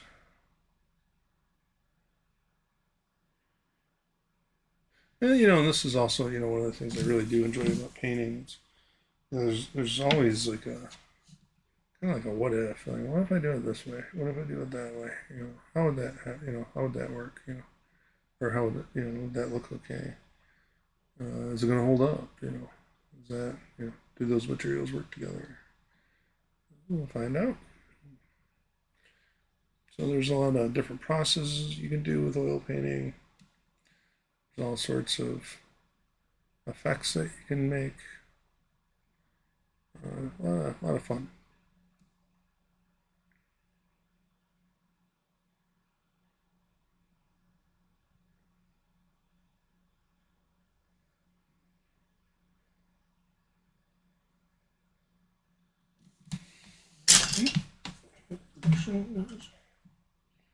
Okay, so now working that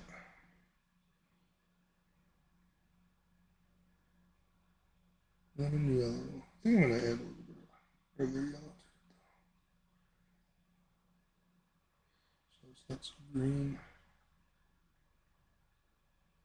And then bring some white.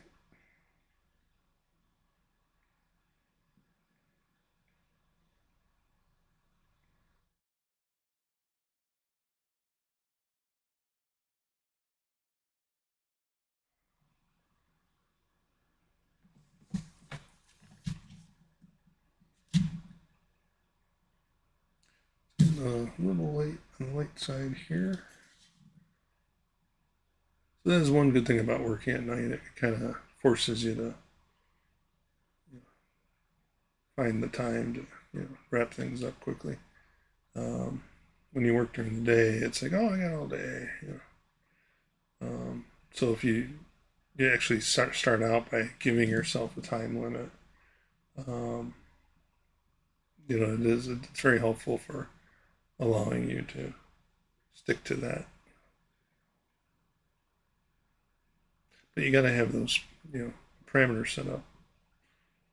So it's like at night you kind of have to go to bed. So it's like that's a pretty good control.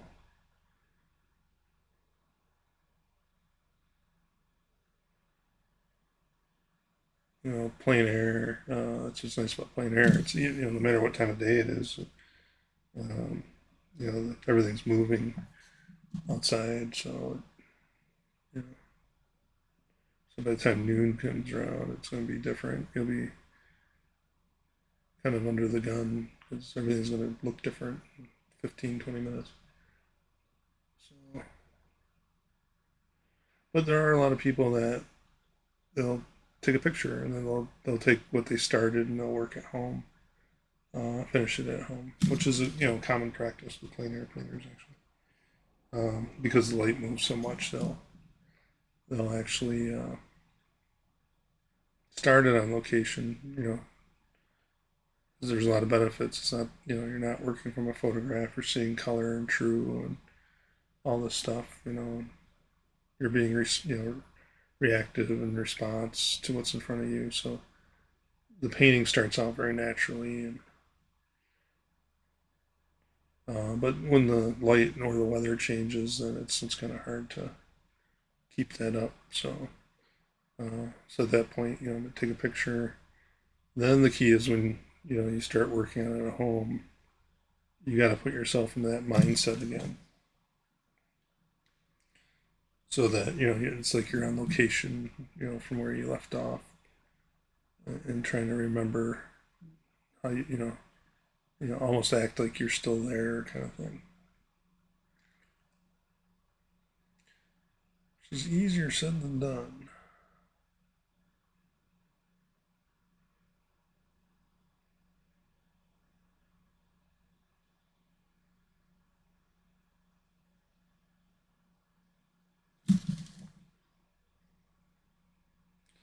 The other thing to keep in mind with paintings is that they're just paintings.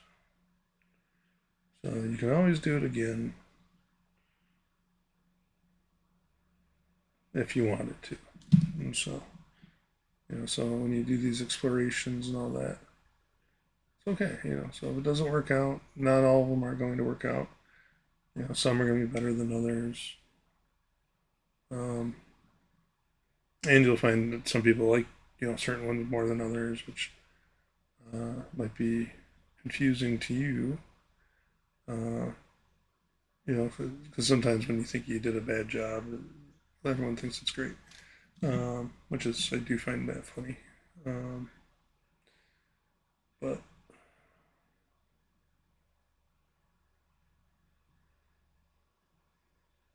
always practice, at the very least. Um, and I would recommend, trying to keep your materials on the cheaper side. That's pretty good. So leave that there for now. I'll come into this stem though. Try to get the detail on that now.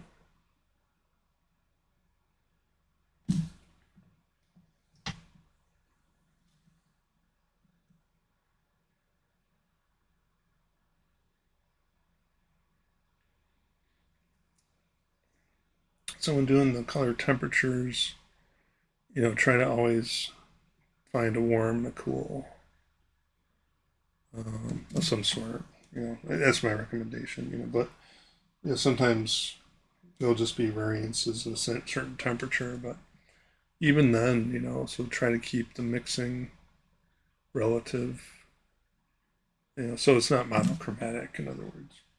Um, you don't want to get that habit where everything looks like it's just shaded with white and black. I mean, in a way, we kind of start out that way.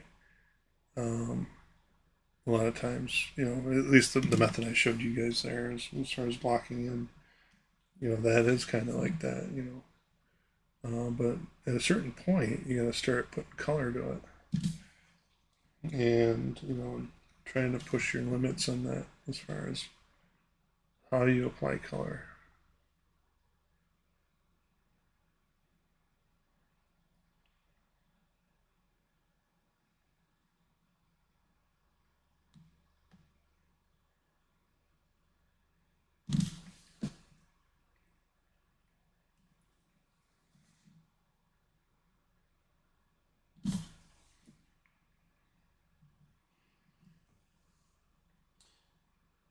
And then a lot of times too, don't be afraid if it's green, like I'm working here.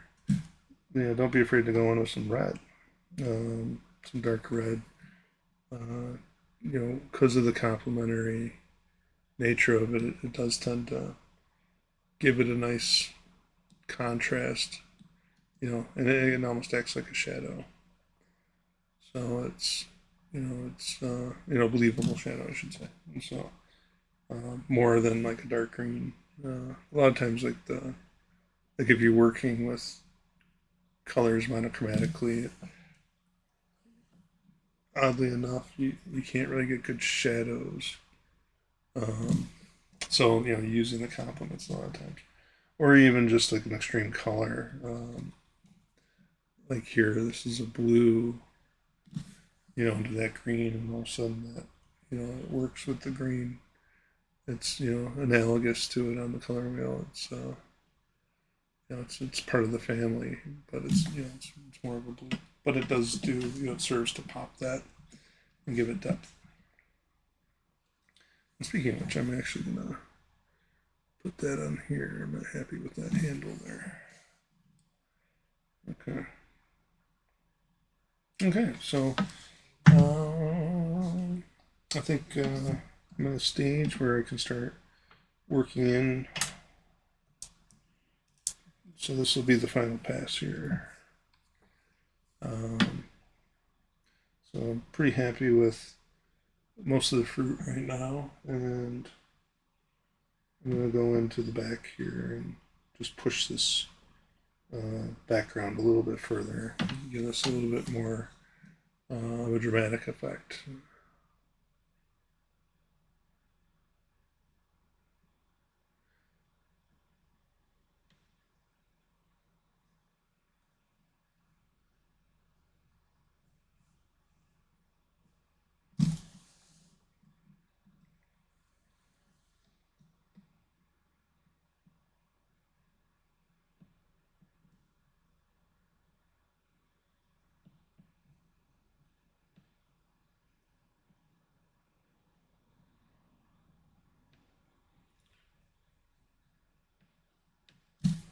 So I'm lifting up too much.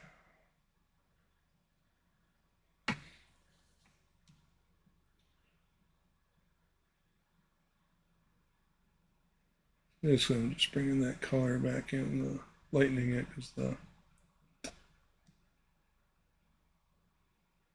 prematura is showing.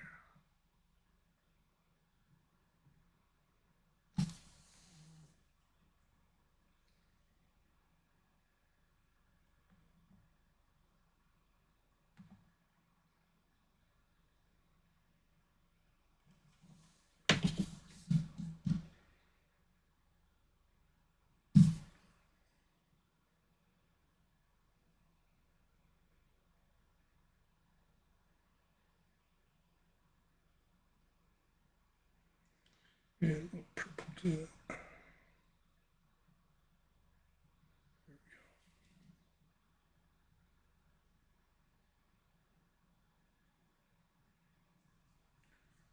that contrast.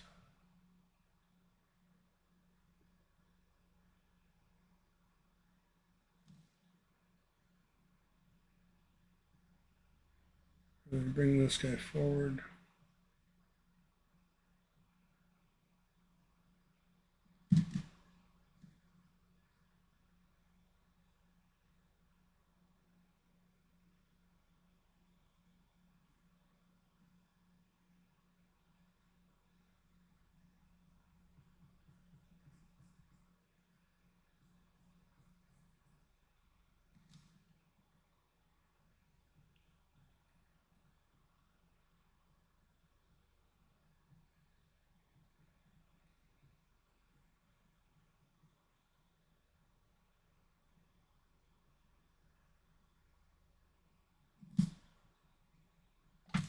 And leaving some of those marks to show there too. So the background, if it's when it was too smooth, it's just not. Um,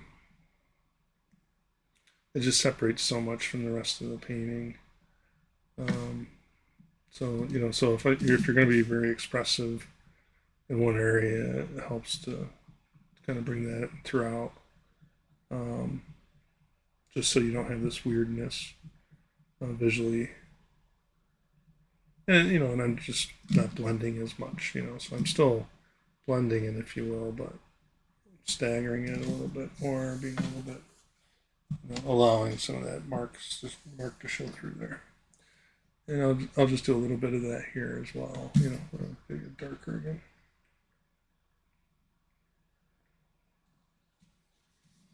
Come over here,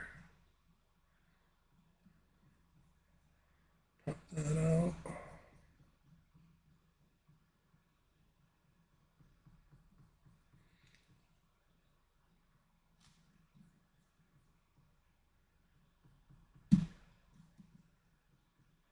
And then just trying to let those marks kind of be part of it. And it adds to the overall feel of the work.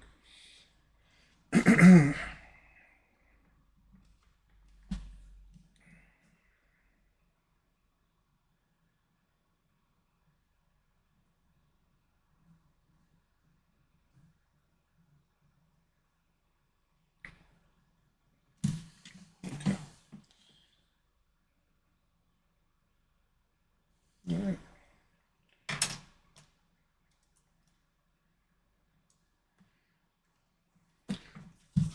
Just little things here and there.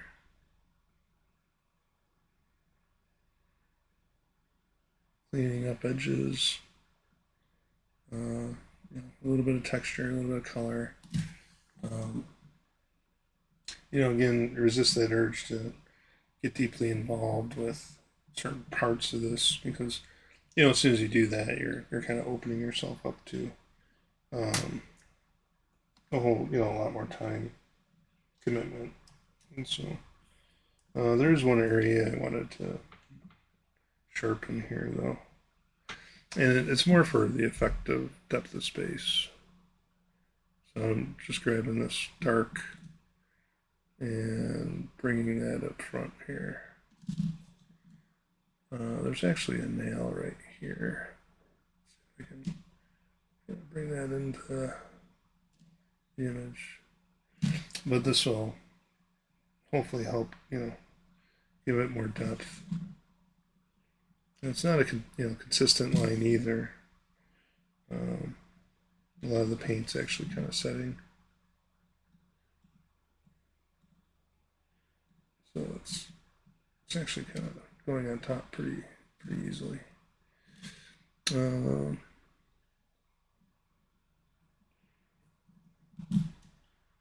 But same thing, just as long as you're not doing like a constant solid line, it should give it that depth of space feel. Um, Pretty good. Separate it.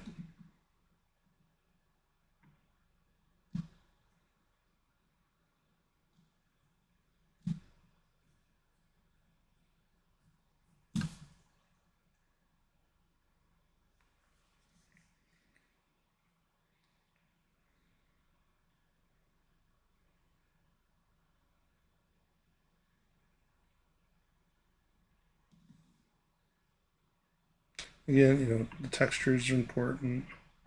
I always try to find that texture.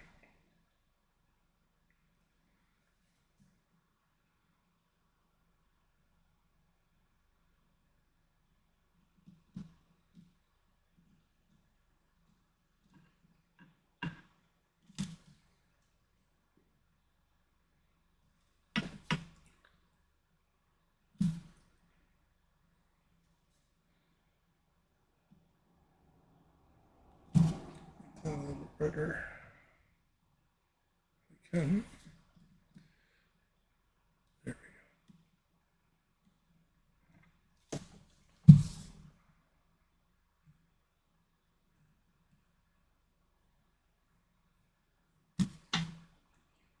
Warms right up.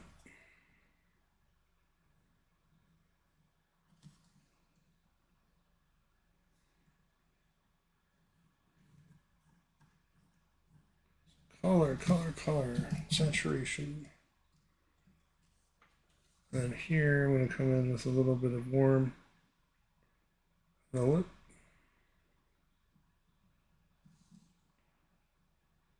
Run nail there a little bit.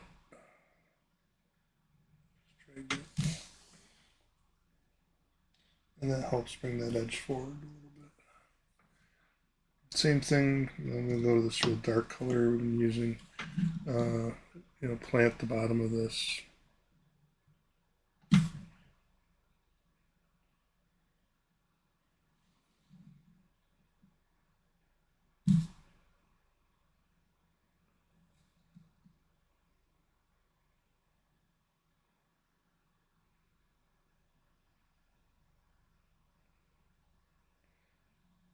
Try to always avoid the line effect if you can.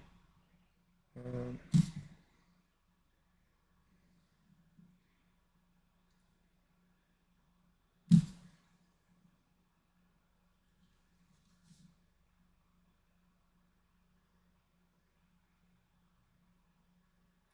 just using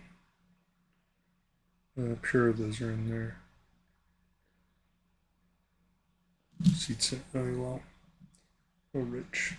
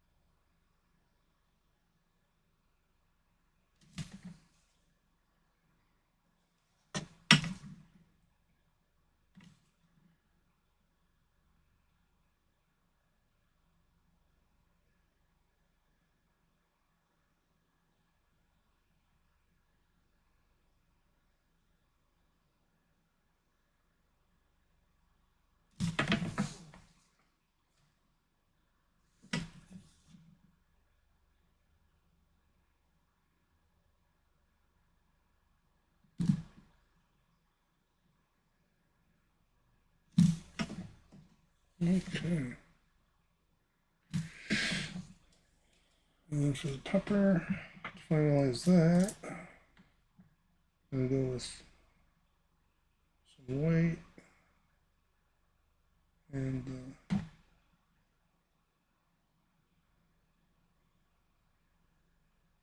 that's kind of dirty. Let's see.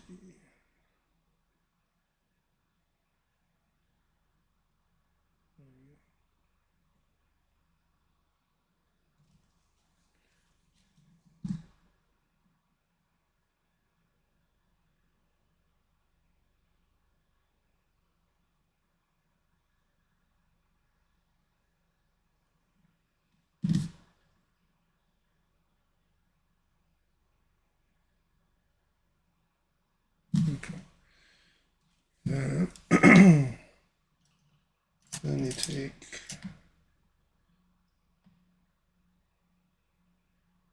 purple.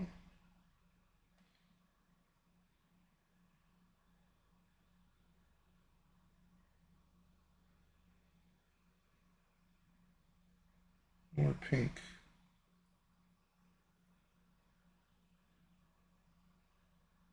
And there's actually a lot of this. If I had more time, I would go into it. But there's a lot of this in other parts of the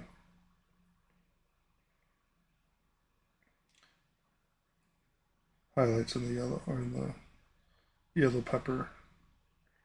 It's more like this purple that's kind of throughout it. But initially, I'm just going for this highlight here. She has a lot of purple in it. And the same here.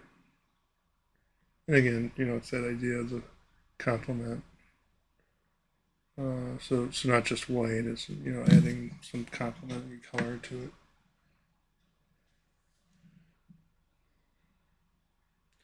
And a little bit of highlight. I'll get different brushes, textures all over it.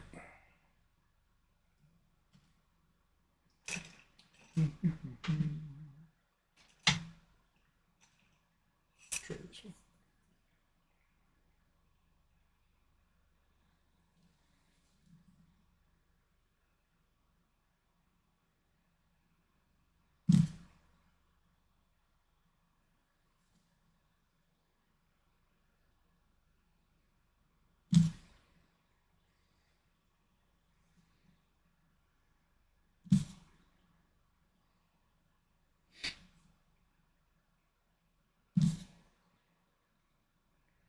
Trying to keep them clean.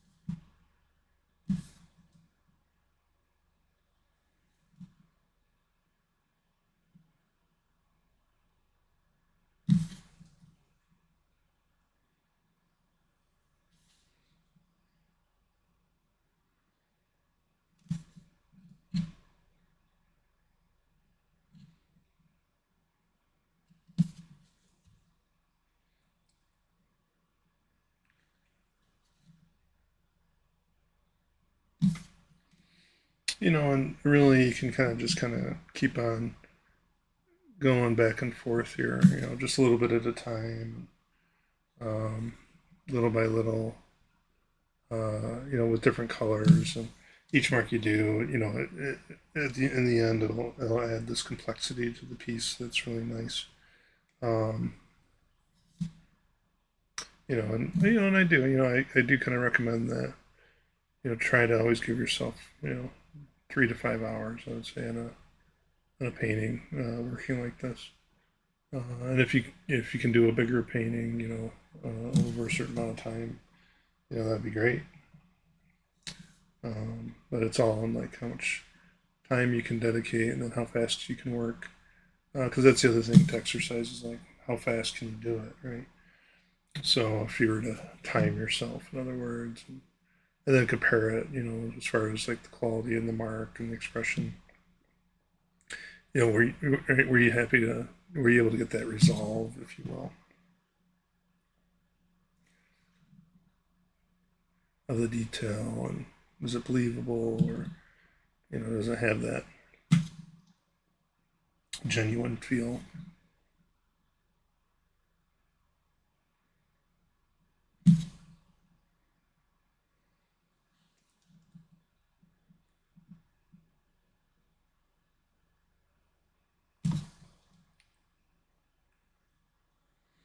Okay,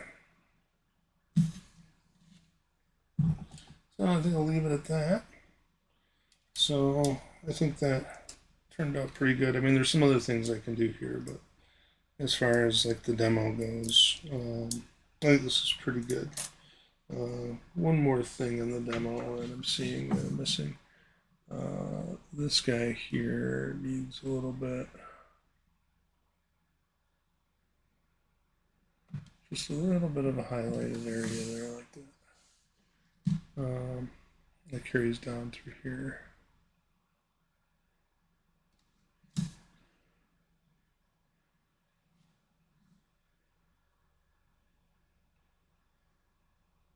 And we can go brighter.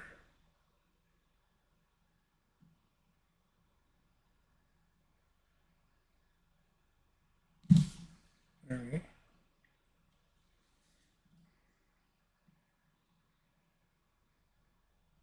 Okay. It's hard to stop.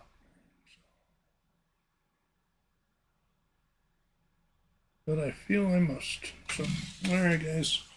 Thank you for joining me. So, I appreciate it. Make some comments. Don't forget to click the subscribe button. I'm going to try to do this once every week, 7 to 10 days going forward. So, I'm going to make it a habit, I guess is the best way to look at it. And I think everybody else should too. Art is good for you. So, try to at least do something once a week if you can. But yeah, look out for my videos. And so I'd like to move on to process in some of them as well going forward. So it won't always be like a still life like this. So anyhow, all right, guys, take care. Good night. Take care.